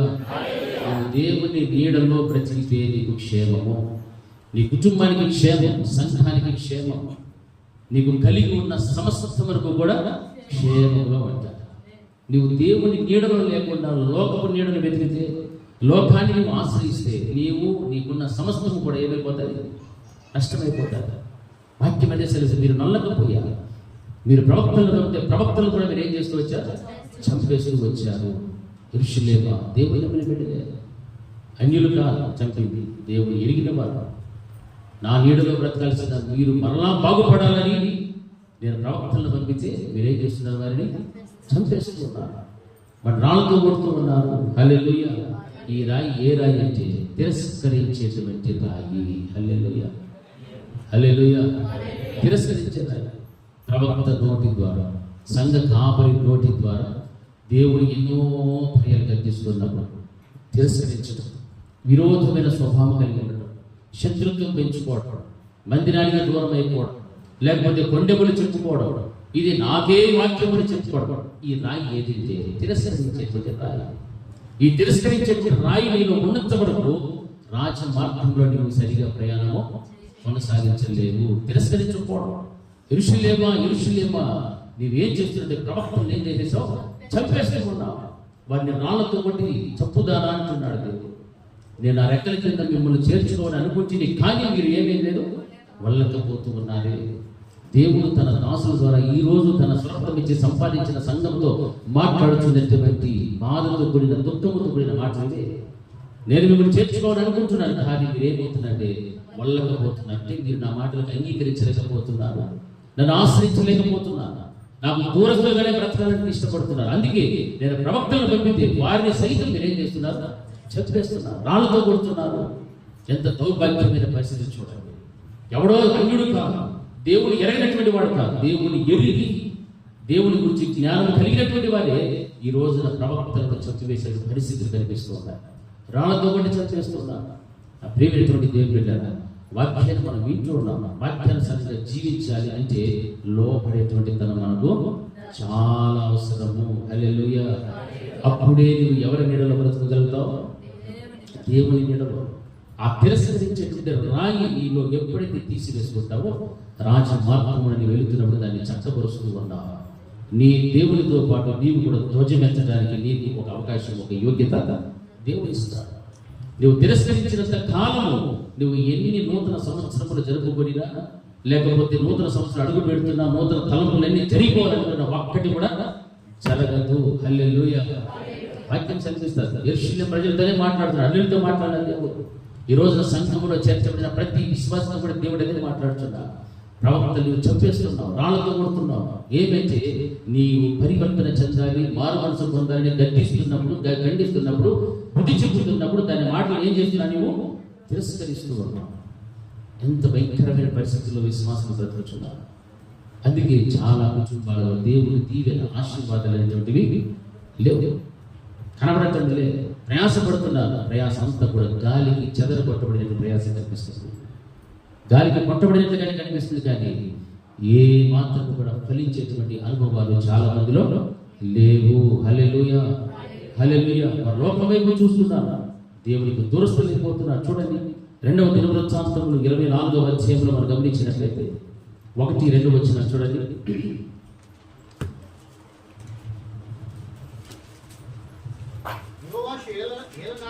యోవాషు ఏలనారంభించినప్పుడు 7 సంవత్సరముల ఈడు గలవాడై యెరూషలేములో 40 ఏళ్ళు ఏలెను. అతని తల్లి బెయేర్షెబా కాపురస్తురాలైన జిబ్యా. యాజకుడైన యెహోయాదా బ్రతికిన దినములన్నీయు యోవాషు యెహోవా దృష్టికి యథార్థంగా ప్రవర్తించెను. చాలా హల్లెలూయా. చూడండి, యోవాషు అనేటువంటి వ్యక్తి 7 సంవత్సరాల వయసు. 7 సంవత్సరముల వయసులోనే ఆయన ఏమిగా మార్చబడ్డాడు? యెరూషలేములో 40 సంవత్సరాలు ఏలడానికి రాజుగా నియమించుకున్నాడు. హల్లెలూయా. ఎన్ని సంవత్సరాలు ఆయనకి? 7 ఏళ్ళు. 7 ఏళ్ళు అని ఎప్పుడు ఏమన్నా రాజుగా పెడతారా? పెట్టరా? 7 ఏళ్ళ వయసులోని యెరూషలేముకు ఏంగా మార్చబడ్డాడు? రాజుగా చేశాడు. ఎవరు చేసిందంటే అక్కడ రాయబడిన మాటలు గమనిస్తే ఎవరైనా యెహోయాదా. హల్లెలూయా చెప్పండి, హల్లెలూయా. యెహోయాదా యాజకుడైన, ఆ యాజకుడైన యెహోయాదా ఆయన రాజుగా నియమిస్తే ఆయన బ్రతికిన దినములన్నీ కూడా ఈయన ఎలా బ్రతికాడని చెప్తుంది? యథార్థంగా బ్రతికాడు. హల్లెలూయా. ఈ మాటలు చాలా జాగ్రత్తగా గమనించాలి. యెహోయాదా ఒక యాజకుడు. ఆయన బ్రతికినన్ని దినములలో కూడా, బ్రతికినంత కాలము ఆయన ఎవరైతే రాజుగా 7 సంవత్సరాల వయసు కలిగినటువంటి యోవాషును నియమించాడో ఆయన ఎలా బ్రతికాడంట? యథార్థంగా ప్రవర్తించాడు. అంటే దాని అర్థం ఆయన చనిపోయిన తర్వాత ఈయనలో ఏముందని? ఆ యథార్థత పోయాలి. హల్లెలూయా. పోయినట్టే కదా? పోయినట్టే కదా? పోయినట్టే. అయితే చూడండి, వాక్యంలో గమనిస్తే ఆ యథార్థత అనేటువంటి జీవితాన్ని ఎంతవరకు కాపాడుకోగలిగాడంటే ఆ యొక్క యెహోయాదా బ్రతికిన దినములంత కాలము కాపాడుకుంటూ వచ్చాడు. ఈ మాటలు మనం గమనించాల్సిన విషయం ఏమిటంటే ప్రతి క్రైస్తవ విశ్వాస హృదయంలో ఎవరుండాలంటే యాజకుడు బ్రతికే ఉండాలి. హల్లెలూయా. ఒక సంఘ కాపరి బ్రతికే ఉండాలి. హల్లెలూయా. ఆ సంఘ కాపరి, యాజకుడు, ప్రవక్త బ్రతికి ఉంటే ఆ వ్యక్తి యొక్క జీవితము కుడి ఎడమలకు తొట్టిల్లు పోకుండా, యథార్థతను పోగొట్టుకోకుండా బ్రతుకుతూ ఉంటాడు. అంటే ఆ వ్యక్తి శారీరకంగా మరణించినప్పటికీ కూడా ఆత్మీయంగా ఆ వ్యక్తిని ఏం చేసుకుంటా ఉండాలి? బ్రతికించుకుంటూనే ఉండాలి. హల్లెలూయా. నీ హృదయంలో సంఘ కాపరి, యాజకుడు కనుక లేకపోతే నీవేమైపోతావు?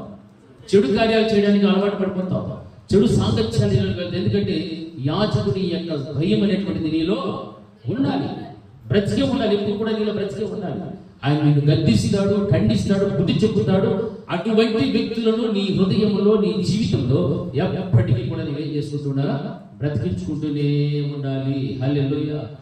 ఆ వ్యక్తిని కనుక నీవు చంపివేశామనుకో, యెరూషలేమా, నీవు ప్రవక్తలను ఏం చేసిన దానివి? చంపిన దానివి, రాళ్లతో కొట్టి వారిని చంపినటువంటి దానివి. హల్లెలూయా. అందుకే యెరూషలేముల గురించి దేవుడు ప్రలాపిస్తూ మాట్లాడుతున్నాడు, బాధపడుతున్నాడు. దేవుడు, నేను మిమ్మల్ని కోడి తన పిల్ల రెక్కల కింద ఎలాగైతే రక్షిస్తాను అలాగే నేను మిమ్మల్ని చేర్చుకోవాలని ఉంటుంది, కానీ మీరు వల్లకపోతే. మరి ఈ రోజు ఇక్కడ కూడా ఒక ప్రవక్త, ఒక యాజకుడిని బ్రతికినంత కాలము అతడు ఎలా బ్రతుకుచున్నట్టు యథార్థంగా బ్రతుకుచు ఉన్నాడు. నీ జీవించినంత కాలము కూడా నీ బ్రతుకు దినములన్నింటిలో కూడా నీవు యథార్థంగా బ్రతకాలి అని అంటే నీ హృదయంలో ఎవరు చావకూడదు? నీ యాజకుడు చావకూడదు. హల్లెలూయా. నీ సంఘ కాపరి చావకూడదు. హల్లెలూయా, హల్లెలూయా. నీ కాపరి యాజకుడు ఎప్పుడు ఎంతవరకు నీ హృదయంలో ఉంటాడో అంతవరకు నీ బ్రతుకు ఎలా ఉంటుందంటే యథార్థంగా వెళ్తూ ఉంటారు. ఎప్పుడైతే నీ సంఘ కాపరి ద్వారా వచ్చే వాక్యాన్ని నీవు నిర్లక్ష్యం చేస్తావో, ఎన్నోసార్లు గద్దించినప్పుడు, బుద్ధి చెప్పినప్పుడు, ఖండించినప్పుడు తిరస్కరించేటువంటి హృదయం నీవు కలిగి ఉంటావో, అప్పుడు నీ యొక్క యాజకుడైనా నీ కాపరైనా వారిని నువ్వేం చేసావు? చంపివేసావు. హల్లెలూయా. చంపేస్తున్నారు చాలా మంది. ఎందుకంటే యాజకుడు తన స్వయంగా మాట్లాడే మాటలు కాదు, దేవుడు తన దాసుని ద్వారా మాట్లాడే ప్రతి మాట కూడా ఎవరిని ఉద్దేశించి మాట్లాడుతున్నాడు? వినే ప్రతి వ్యక్తిని గురించి కూడా. హల్లెలూయా. ఎందుకంటే రాజమార్గంలో నడుస్తున్న నీవు క్రీస్తుతో కూడా ఏం ఎత్తుకోవాలా? ధ్వజం ఎత్తుకొని నడవాలి. హల్లెలూయా. ఆ ధ్వజం ఎత్తుకొని నడవాలంటే ఈ పనికి మాలిన రాళ్ళన్నింటినీ కూడా ఏం చేసేయాలా? ఏరి పారవేయాలి. ఏరి పారవేయాలి. యాజకుడిని ఎంతటి పట్టి పరిస్థితుల్లో కూడా నువ్వు చంపవేయడానికి వీలు లేదు. నీ హృదయంలో నువ్వు బ్రతికినంత కాలం నువ్వు సత్యత్వం కూడా నీలో ఎవరున్నాలా? యాజకుడు ఉండాలి. అప్పుడే యాజకుడికి భయపడతావు, కాపరికి నువ్వు భయపడతావు, విధేయత చూపెడతావు, లోబడి జీవిస్తావు, వాక్యానుసారంగా బ్రతకడానికి ఇష్టపడతావు. కాపరికి నోటి ఏ మాట అయితే వస్తుందో దానికి విధేయత చూపెట్టి లోబడి వాక్యానుసారంగా బ్రతుకుతూ విశ్వాసంలో బలపడుతూ దేవుడు చూస్తూ నీ ముందుకు కొనసాగుతావు. హల్లెలూయా, హల్లెలూయా. నీ సేవకుడిని, నీ యాజకుడిని ఎప్పటికీ కూడా నీలో నుండి చంపివేయకూడదు, తీసివేయకూడదు, చంపేయకూడదు. ఎప్పుడు కూడా నీలో బ్రతికే ఉండాలి. హల్లెలూయా. ఎందుకు బ్రతికుండాలంటే నువ్వు ఏమి ఇష్టపడాలి? నన్ను ఖండించాలి, నన్ను గద్దించాలి, నాకు బుద్ధి చెప్పాలి. ఆ హృదయం నీకు ఉండాలి. నిన్ను ఖండించక, గద్దించక, బుద్ధి చెప్పనటువంటి వాళ్ళు ఎంతో మంది నా లోకంలో. అటువంటి వారి వల్ల నీకు నయ్యా పైసా ఉపయోగమో లేదు. నయ్యా పైసా ఉపయోగం లేదు. వాడు నేను పనులు తీసుకోపోతాడా? తీసుకోకూడదు. నిన్ను ఎవడైతే సరి చేస్తాడో వాడిని నువ్వు చంపకుండా నీ హృదయంలో జాగ్రత్త పెట్టుకుంటేనే అప్పుడు నీవు బ్రతికినంత కాలం విశ్వాసంలో బలపడుతూ ఎక్కడ చేరుకుంటావు? పరలోకానికి చేరుకుంటావు. హల్లెలూయా. అది నేర్చుకోవాలి. అంతేగాని విశ్వాసిలాగా బ్రతుకుతూ ఉన్నాను, ఏదో నామకే వస్తే నామకర్త బ్రతుకునంటే ఏ మాత్రం కూడా పరలోక రాజ్యంలో ప్రవేశము ఉండదు. హల్లెలూయా. యెరూషలేమా, యెరూషలేమా, ప్రవక్తలను చంపుదానా, రాళ్లతో కొట్టి చంపుదానా, వీళ్ళెవరో దేవుని పెట్టింది. అన్యులు కాదు, దేవుని ప్రజలే. ఈరోజు అన్యులు కాదు, విశ్వాసులే సంఘ కాపులను ఏం చేస్తున్నారు? తిరస్కరిస్తూ ఉన్నారు. హల్లెలూయా. తిరస్కరించే రాయి నీవేం చేయాలా? ఏరి పారవేయి. ఆ తిరస్కరించే రాయి ఉన్నంత కాలము నీకు ఆశీర్వాదమో రా. ఆయన చెప్పుకుంటే నేనుగా చెప్తాను. ఎవరు? పరిశుద్ధాత్మ. హల్లెలూయా. పరిశుద్ధాత్మను నిందించిన, దూషించిన వారికి ఏమి లేదు, ఎప్పుడు లేదు. ఈ యుగమందైనను ఎప్పటికీ కూడా వారికి ఏమి లేదు, క్షమాపణ లేదు. హల్లెలూయా.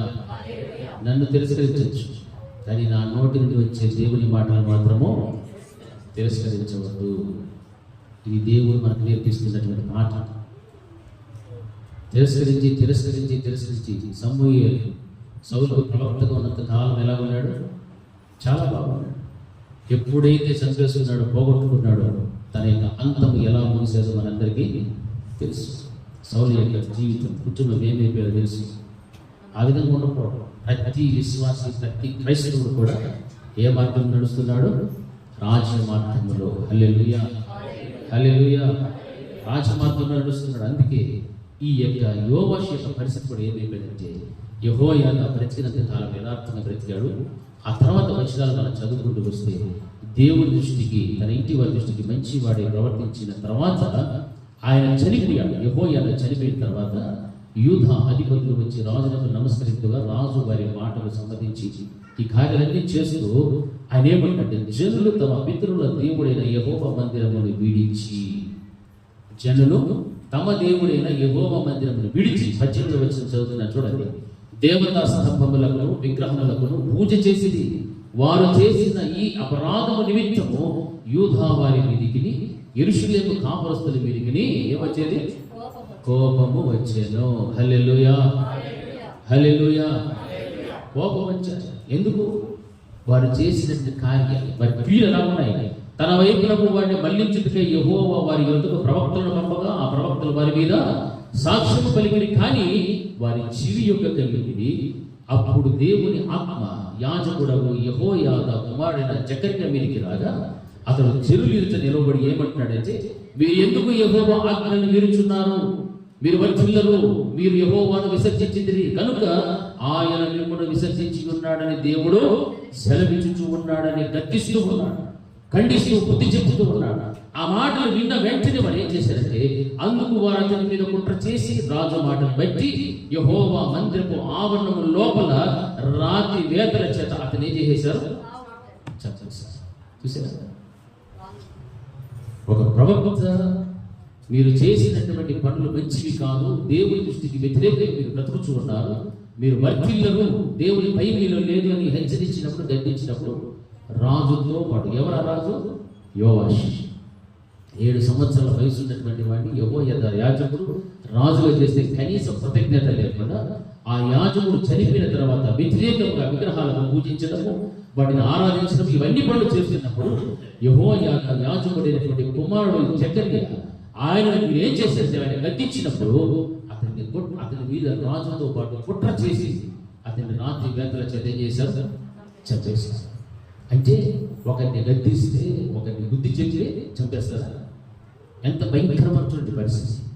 అందుకే తిరస్కరించేటువంటి రాయి, తిరస్కరించేటువంటి హృదయం, కఠినమైనటువంటి హృదయం మనుషుల్లో ఉంది. ఈ గద్దింపులు, ఖండింపులు మాకు అవసరం లేదు అని చాలా మంది ఉన్నారు. అందుకే ప్రవక్తలను చంపుదానా యెరూషలేమా, నువ్వు ప్రవక్తను చంపేస్తున్నావు, రాళ్ళను కొట్టి చావగొడుతున్నావా? ఎవరో కాదు, అన్యుడు కాదు, దేవునిని ఎరిగినటువంటి వాడే. హల్లెలూయా. కృతజ్ఞత లేని వాడు యోవాషు. యెహోయాదా బ్రతికినంత కాలం యథార్థంగా బ్రతికాడు దేవుని దృష్టికి. ఆయన ఎప్పుడైతే మరణించాడో వెంటనే తన ప్రవర్తన మారిపోయాడు, తన దృష్టి మారిపోయాడు, విగ్రహముల వైపు వెళ్ళిపోయాడు. ఏంటి అంటే యాజకుడు చనిపోయాడు, చనిపోయిన వెంటనే తన ప్రవర్తన మారిపోయాది. హల్లెలూయా, హల్లెలూయా. అందుకే యాజకుడు మీలో ఎప్పటికీ కూడా ఉండాలా? బ్రతికే ఉండాలి. హల్లెలూయా. యాజకుడు ఎప్పుడు బ్రతికే ఉండాలి? యాజకుడికి భయపడాలి, ప్రవక్తలకు లోబడాలి, దేవునికి లోబడాలి, దేవుని మాటలకు విధేయత చూపెట్టాలి. లేకపోతే ప్రవర్తన మారిపోతుంది, పరిస్థితులు మారిపోతాయి, వారి అంతము చాలా భయంకరంగా ఉంటుంది. చివరికి యోవాషు పరిస్థితి ఏమైపోయిందంటే రోగగ్రస్తుడైపోయాడు, పడకలో పడిపోయాడు. అతని మీద కుట్ర చేసి అతను ఎలాగైతే గతలు చేశాడో అలాగే కొట్టి చంపేశాడు. హల్లెలూయా. చంపిపోయిన తర్వాత పాతి పెట్టారు, కానీ రాజులతో పాటు కూడా ఆయన సమాధి లేకుండా పోయాలి. ఎంత దైన్యమైన పరిస్థితి చూడండి. పేరుకు రాజే తన జీవితంలో ప్రవక్త ఉన్నంత కాలం యథార్థంగా ప్రవర్తించాడు. ప్రవక్త మరణించాడు, ప్రవర్తన మారిపోయాడు, స్వభావం మారిపోయాడు. అందుకే ప్రతి విశ్వాసి హృదయంలో యాజకుడు చావనే చావకూడదు. హల్లెలూయా, హల్లెలూయా. యాజకుడిని దేవుడు ప్రజలకు పెట్టింది ఎందుకంటే వారిని ఖండిస్తూ, గద్దిస్తూ, బుద్ధి చెబుతూ, వారికి కావలసినటువంటి రీతిలో వారిని సరి చేస్తూ, చక్కబెడుతూ, ఆ రాజ మార్గమును దేవుడు ఏం చేయమన్నాడు? చక్కపరచుడి, చక్కపరచుడి. హల్లెలూయా. అది చక్కబడితేనే నీవు ఎక్కడికి వెళ్తావు? పరలోకానికి వెళ్తావు. నేను పరలోకానికి తీసుకెళ్లే ప్రయత్నంలో ప్రభుతాను, రాళ్ళు ఏరి పారవేస్తాను. ఒకవేళ మనకి కష్టం పడచ్చు, నీలో ఉన్న ఈ స్వభావం ఏరి పారవేయి అంటే లేనిది నాలో ఉన్నది చెప్తున్నాడే. నాకెక్కడుంది గర్వము, నాకెక్కడుంది అతిశయము, నాకెక్కడుంది అసూయలు, ఈర్ష్యలు, కచ్చలు అన్నీ ఉంటాయి. అవి పరిశుద్ధాత్మ దేవుడు ఎత్తి చూపెడుతున్నప్పుడు దానిని ఏరి పారవేయడానికి ఒప్పుకోవాలి. నేనా నేనా అన్నారు. ఎవరు? యేసుక్రీస్తు ప్రభువు వారు తన శిష్యులతో చివరి రాత్రి భోజనం చేసినప్పుడు మీలో ఒకడు నన్ను అప్పగించబోతున్నాడు అన్నప్పుడు శిష్యులందరూ కూడా ఎలాగన్నారు? నేనా ప్రభు, నేనా ప్రభు, నేనని అడుగుతుంటే ఇస్కరియోతు మాత్రము నేనా అన్నాడు. ఎస్, నువ్వు అడిగినట్టే. హల్లెలూయా, హల్లెలూయా. తప్పు పెట్టుకొని కూడా మళ్ళా మనం ఏం చేస్తామో బొంగుతాం. అబద్ధం ఏనా అంటే ఎదుటోడికి నువ్వు కాదేమో మనుషుడైతే అనుకుంటాడు, కానీ దేవుడు దీన్ని చూసేవాడు. హల్లెలూయా. నేనా అంటే ఎస్ నువ్వే. ఒప్పుకోవాలి. ఒప్పుకోలేదు కాబట్టి వెళ్ళిపోయాడు, బయటకు వెళ్ళిపోయాడు. ఏమైంది పరిస్థితి? చివరికి 30 వెండి నాలుగు అమ్మినటువంటి వాడే నేనా అని అడుగుతున్నాడంటే అటువంటి ఇస్కరియోతు యూదా జీవితంలో ఉన్న గుణాలు ఈ రోజున క్రైస్తవుల్లో కూడా చాలా మందికి ఉన్నాయి. హల్లెలూయా. నేనా ప్రభా, నేను పరిశుద్ధుడినే, నేను బల్లే, నేను అది ఇది అనుకుంటా, కానీ ఆ వ్యక్తివి నువ్వే. హల్లెలూయా. ఆ వ్యక్తి నీవే. దానిని ఒప్పుకొని విడిచిపెట్టివా నువ్వు వర్ధిల్లుతావు. లేదంటే ఇస్కరియోతు యూదాలాగా తలకిందులు పడి ఏం చేస్తున్నాడు? ఉదేసుకొని తెచ్చాడు. హల్లెలూయా. పోనీ తను సంపాదించిన ధనం ఏమన్నా అతన్ని కాపాడింది లేదు. వెండి నాణ్యాలు పడేశాడు, పోయిందే ఉదేసుకొని తెచ్చాడు. దేవుడు తన యాజకుడి ద్వారా గద్దించినప్పుడు, ఖండించినప్పుడు, బుద్ధి చెప్పినప్పుడు తిరస్కరించేటువంటి రాయిలో ఉంటే అది ఒక్కనాటికి క్షేమాన్ని నీకు కలిగించదు. హల్లెలూయా. యాజకుడు ఏమి చెప్తే అదే వినాలి. యాజకుడి మీద తిరుగుబాటు చేయకూడదు. ఏం చేయకూడదు? కాపురం మీద ఏం చేయకూడదు? చెప్పాలి, ఎవరు తెలుసు? ఏం చేయకూడదు? తిరుగుబాటు చేయకూడదు, అసూయ పడకూడదు, ఈర్ష్యలు పెట్టుకోకూడదు, కక్షలు పెట్టుకోకూడదు. ఇవన్నీ కూడా అపవాది అయినటువంటి సాతానుడు చేసే పని. అలా ఒక రాయి వేసి భూభాగం అంతటిని, మంచి భూమిని అంతా వాడు ఏం చేస్తాడు? రాళ్లతో నింపుతాడు. బావులన్నిటినీ కూడా మట్టితో పూర్తి వేస్తాడు. ఇటువంటి స్వభావం కార్యాలు ఎవరికైతే ఉంటాయో వారి అందరి జీవితాల్లో సాతానుడు చేసే పని ఏమిటంటే రాళ్లను వేస్తూ, మట్టి వేస్తూ ఉన్నటువంటి పూర్వపు ఆధ్యాత్మికమైన అనుభవాలన్నింటినీ కూడా ఏం చేస్తాడు? వాడు పూర్తిగా నాశనం చేసేస్తాడు. హల్లెలూయా. అప్పుడే ఇటువంటి సాతానుకు సంబంధించిన బీజములు, విత్తనములు విత్తి వాడు ఆ యొక్క మంచి విత్తనములతో పాటు గురువులు కూడా వాడి విత్తి వెళ్ళిపోతాడు. హల్లెలూయా. అప్పుడు సంఘంలో గురువు ఏదో మంచి విత్తనం ఏదో ఎవరికి తెలియదు. అందుకే దేవుడు అన్నాడు, కొంతకాలము వేచి చూద్దాం, కోతకాలం అనేటువంటి ఒకటి ఉంది. అప్పుడు గురుగులు గోధుమలన్నిటినీ కూడా వేరు చేస్తాను, నేను చేస్తాను. హల్లెలూయా, హల్లెలూయా. అప్పుడు ఉంటుంది కదా, గురువు ఏదో గోధుమ ఏదో అప్పుడు తెలిసిపోతారు. కాబట్టి నూతన సంవత్సరం గెలుచున్న నీ పరిస్థితి, ఈ రాళ్ళన్నింటినీ కూడా వేరు చేయాలా? ఏరి పారవేయాలి. హల్లెలూయా, హల్లెలూయా. నీ హృదయంలో ఎవరు చావకూడదు? యాజకుడు అంటే నీ సేవకుడు, నీ కాపరి ఎప్పటికీ కూడా చావకుండా ఉంటేనే ఒక భయం అనేది నీకు ఉంటుంది. అయ్యో, నా కాపరి నన్ను గద్దించేవాడు, నా కాపరి నాకు బుద్ధి చెప్పేవాడు, నన్ను సరిచేసేవాడు అని నువ్వు సంతోషించాలి. నీకు బుద్ధి చెప్పకుండా, గద్దించకుండా నీవు పొరపాట్లు చేస్తున్నప్పుడు, బలహీనతలో పడిపోయినప్పుడు, పాపంలో పడిపోయినప్పుడు నేను ప్రోత్సహిస్తూ చూసి చూడట్టుగా వెళ్ళిపోతూ ఉంటే నీ బ్రతుకు ఒక రోజు ఎక్కడికి పోతుంది? పరలోకానికి వెళ్ళదు, నరకానికి వెళ్ళిపోతుంది. నరకానికి వెళ్ళటానికి కాదు కదా మన మందిరానికి వచ్చేది. ఎక్కడికి పోవాలా? పరలోకానికి. మరి పరలోకానికి చేరుకోవాలంటే నీకెవరు ఉండాలా? నిన్ను గద్దించి, ఖండించి, బుద్ధి చెప్పి సరి చేసేటువంటి సేవకుడు నీలో ఎప్పుడు కూడా జీవిస్తూనే ఉండాలి. హల్లెలూయా. యెహోయాదా బ్రతికినంత కాలం ఎలా బ్రతికాడు? యథార్థంగా బ్రతికాడు. ఆయన మరణించాడు, విగ్రహాల వైపు వెళ్ళాడు, వాటి పూజలు చేసుకుంటూ వచ్చాడు. దాన్ని ఖండించినటువంటి జకర్యా ఏం చేశాడు? చంపేశాడు.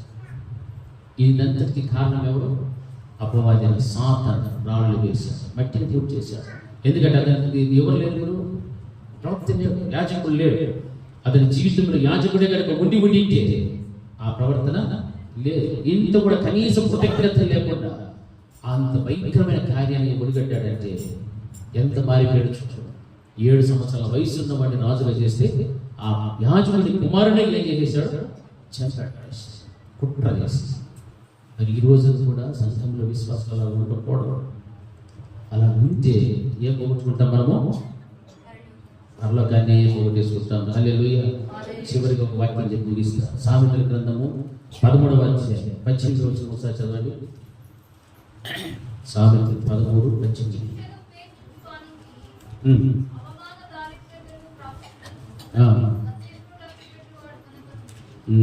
హల్లెలూయా, హల్లెలూయా. ఒకసారి గట్టిగా చదువుతా. శిక్షను ఉపేక్షించు వానికి అవమాన దారిద్ర్యతలు ప్రాప్తించును. గద్దింపును లక్ష్యపెట్టువాడు హల్లెలూయా. శిక్షను ఉపేక్షించు వానికి ఏమొస్తుంది? అవమానము, దారిద్రత వస్తుంది.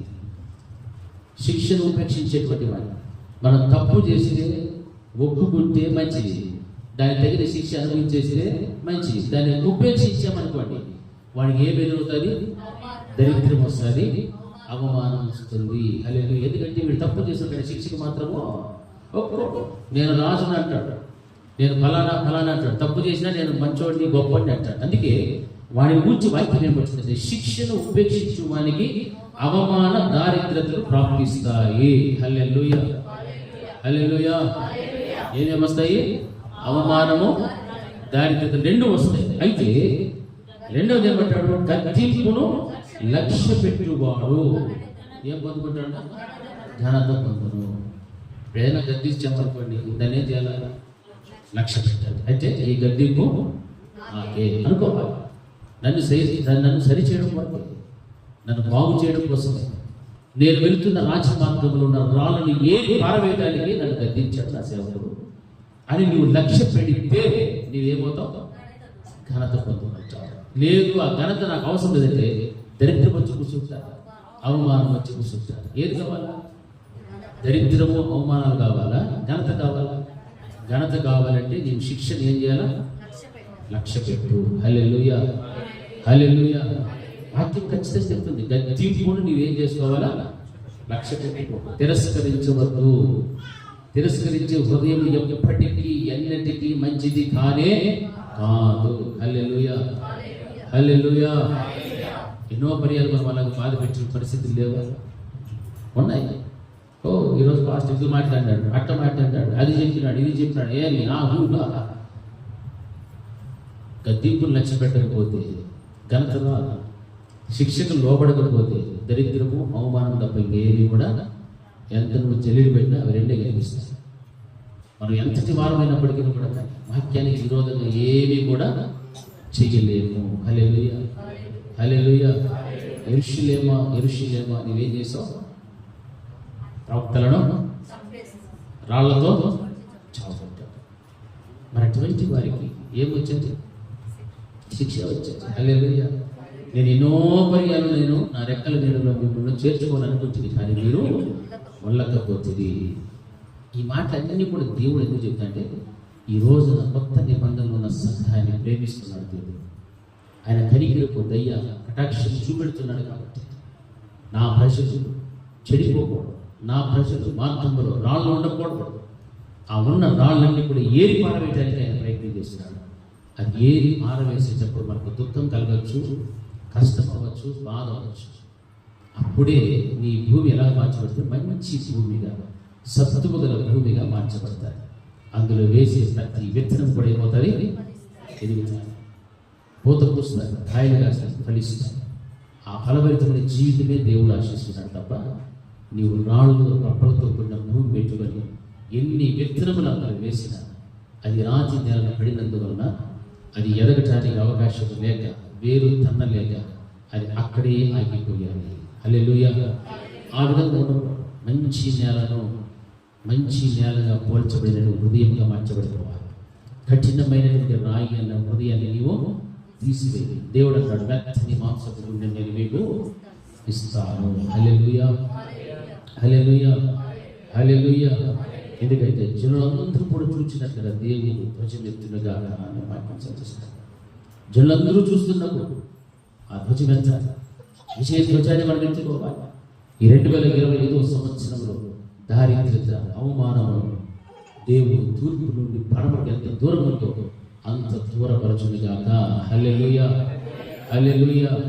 మన జీవితంలో దేవుడు ప్రజలందరూ చూస్తూ ఉండగా ఆయన ధ్వజమెత్తునుగాక. ప్రతి ఒక్కరు కూడా మోకరించుకున్నాం. అందరూ కూడా మోకరించి దేవుని యొక్క సన్నిధానంలో ప్రార్థించారు. మహోన్నతులైన మా తండ్రి, మీ శాశ్వతమైన ప్రేమ బట్టి స్తోత్రం. మీ అమూల్యమైన మీ మాటతో నాతో ఆంతరిక ప్రోగ్రాం ఈ వాక్యం ఎవరికో అని ఎవరు అనుకోకూడదు ప్రభు.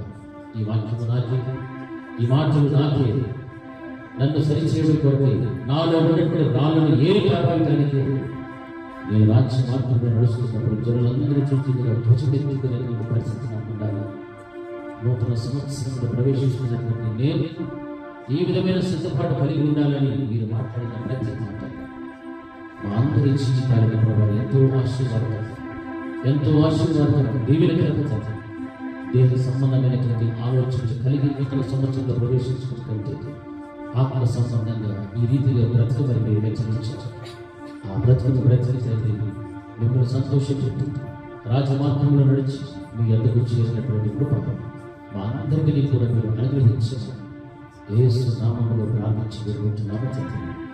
ఆమేన్. నా ప్రాణమా యెహోవాను స్తుతించుము.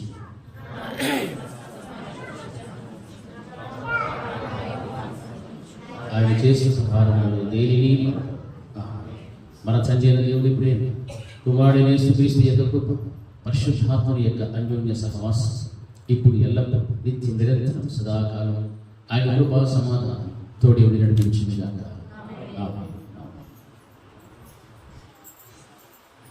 అందరికీ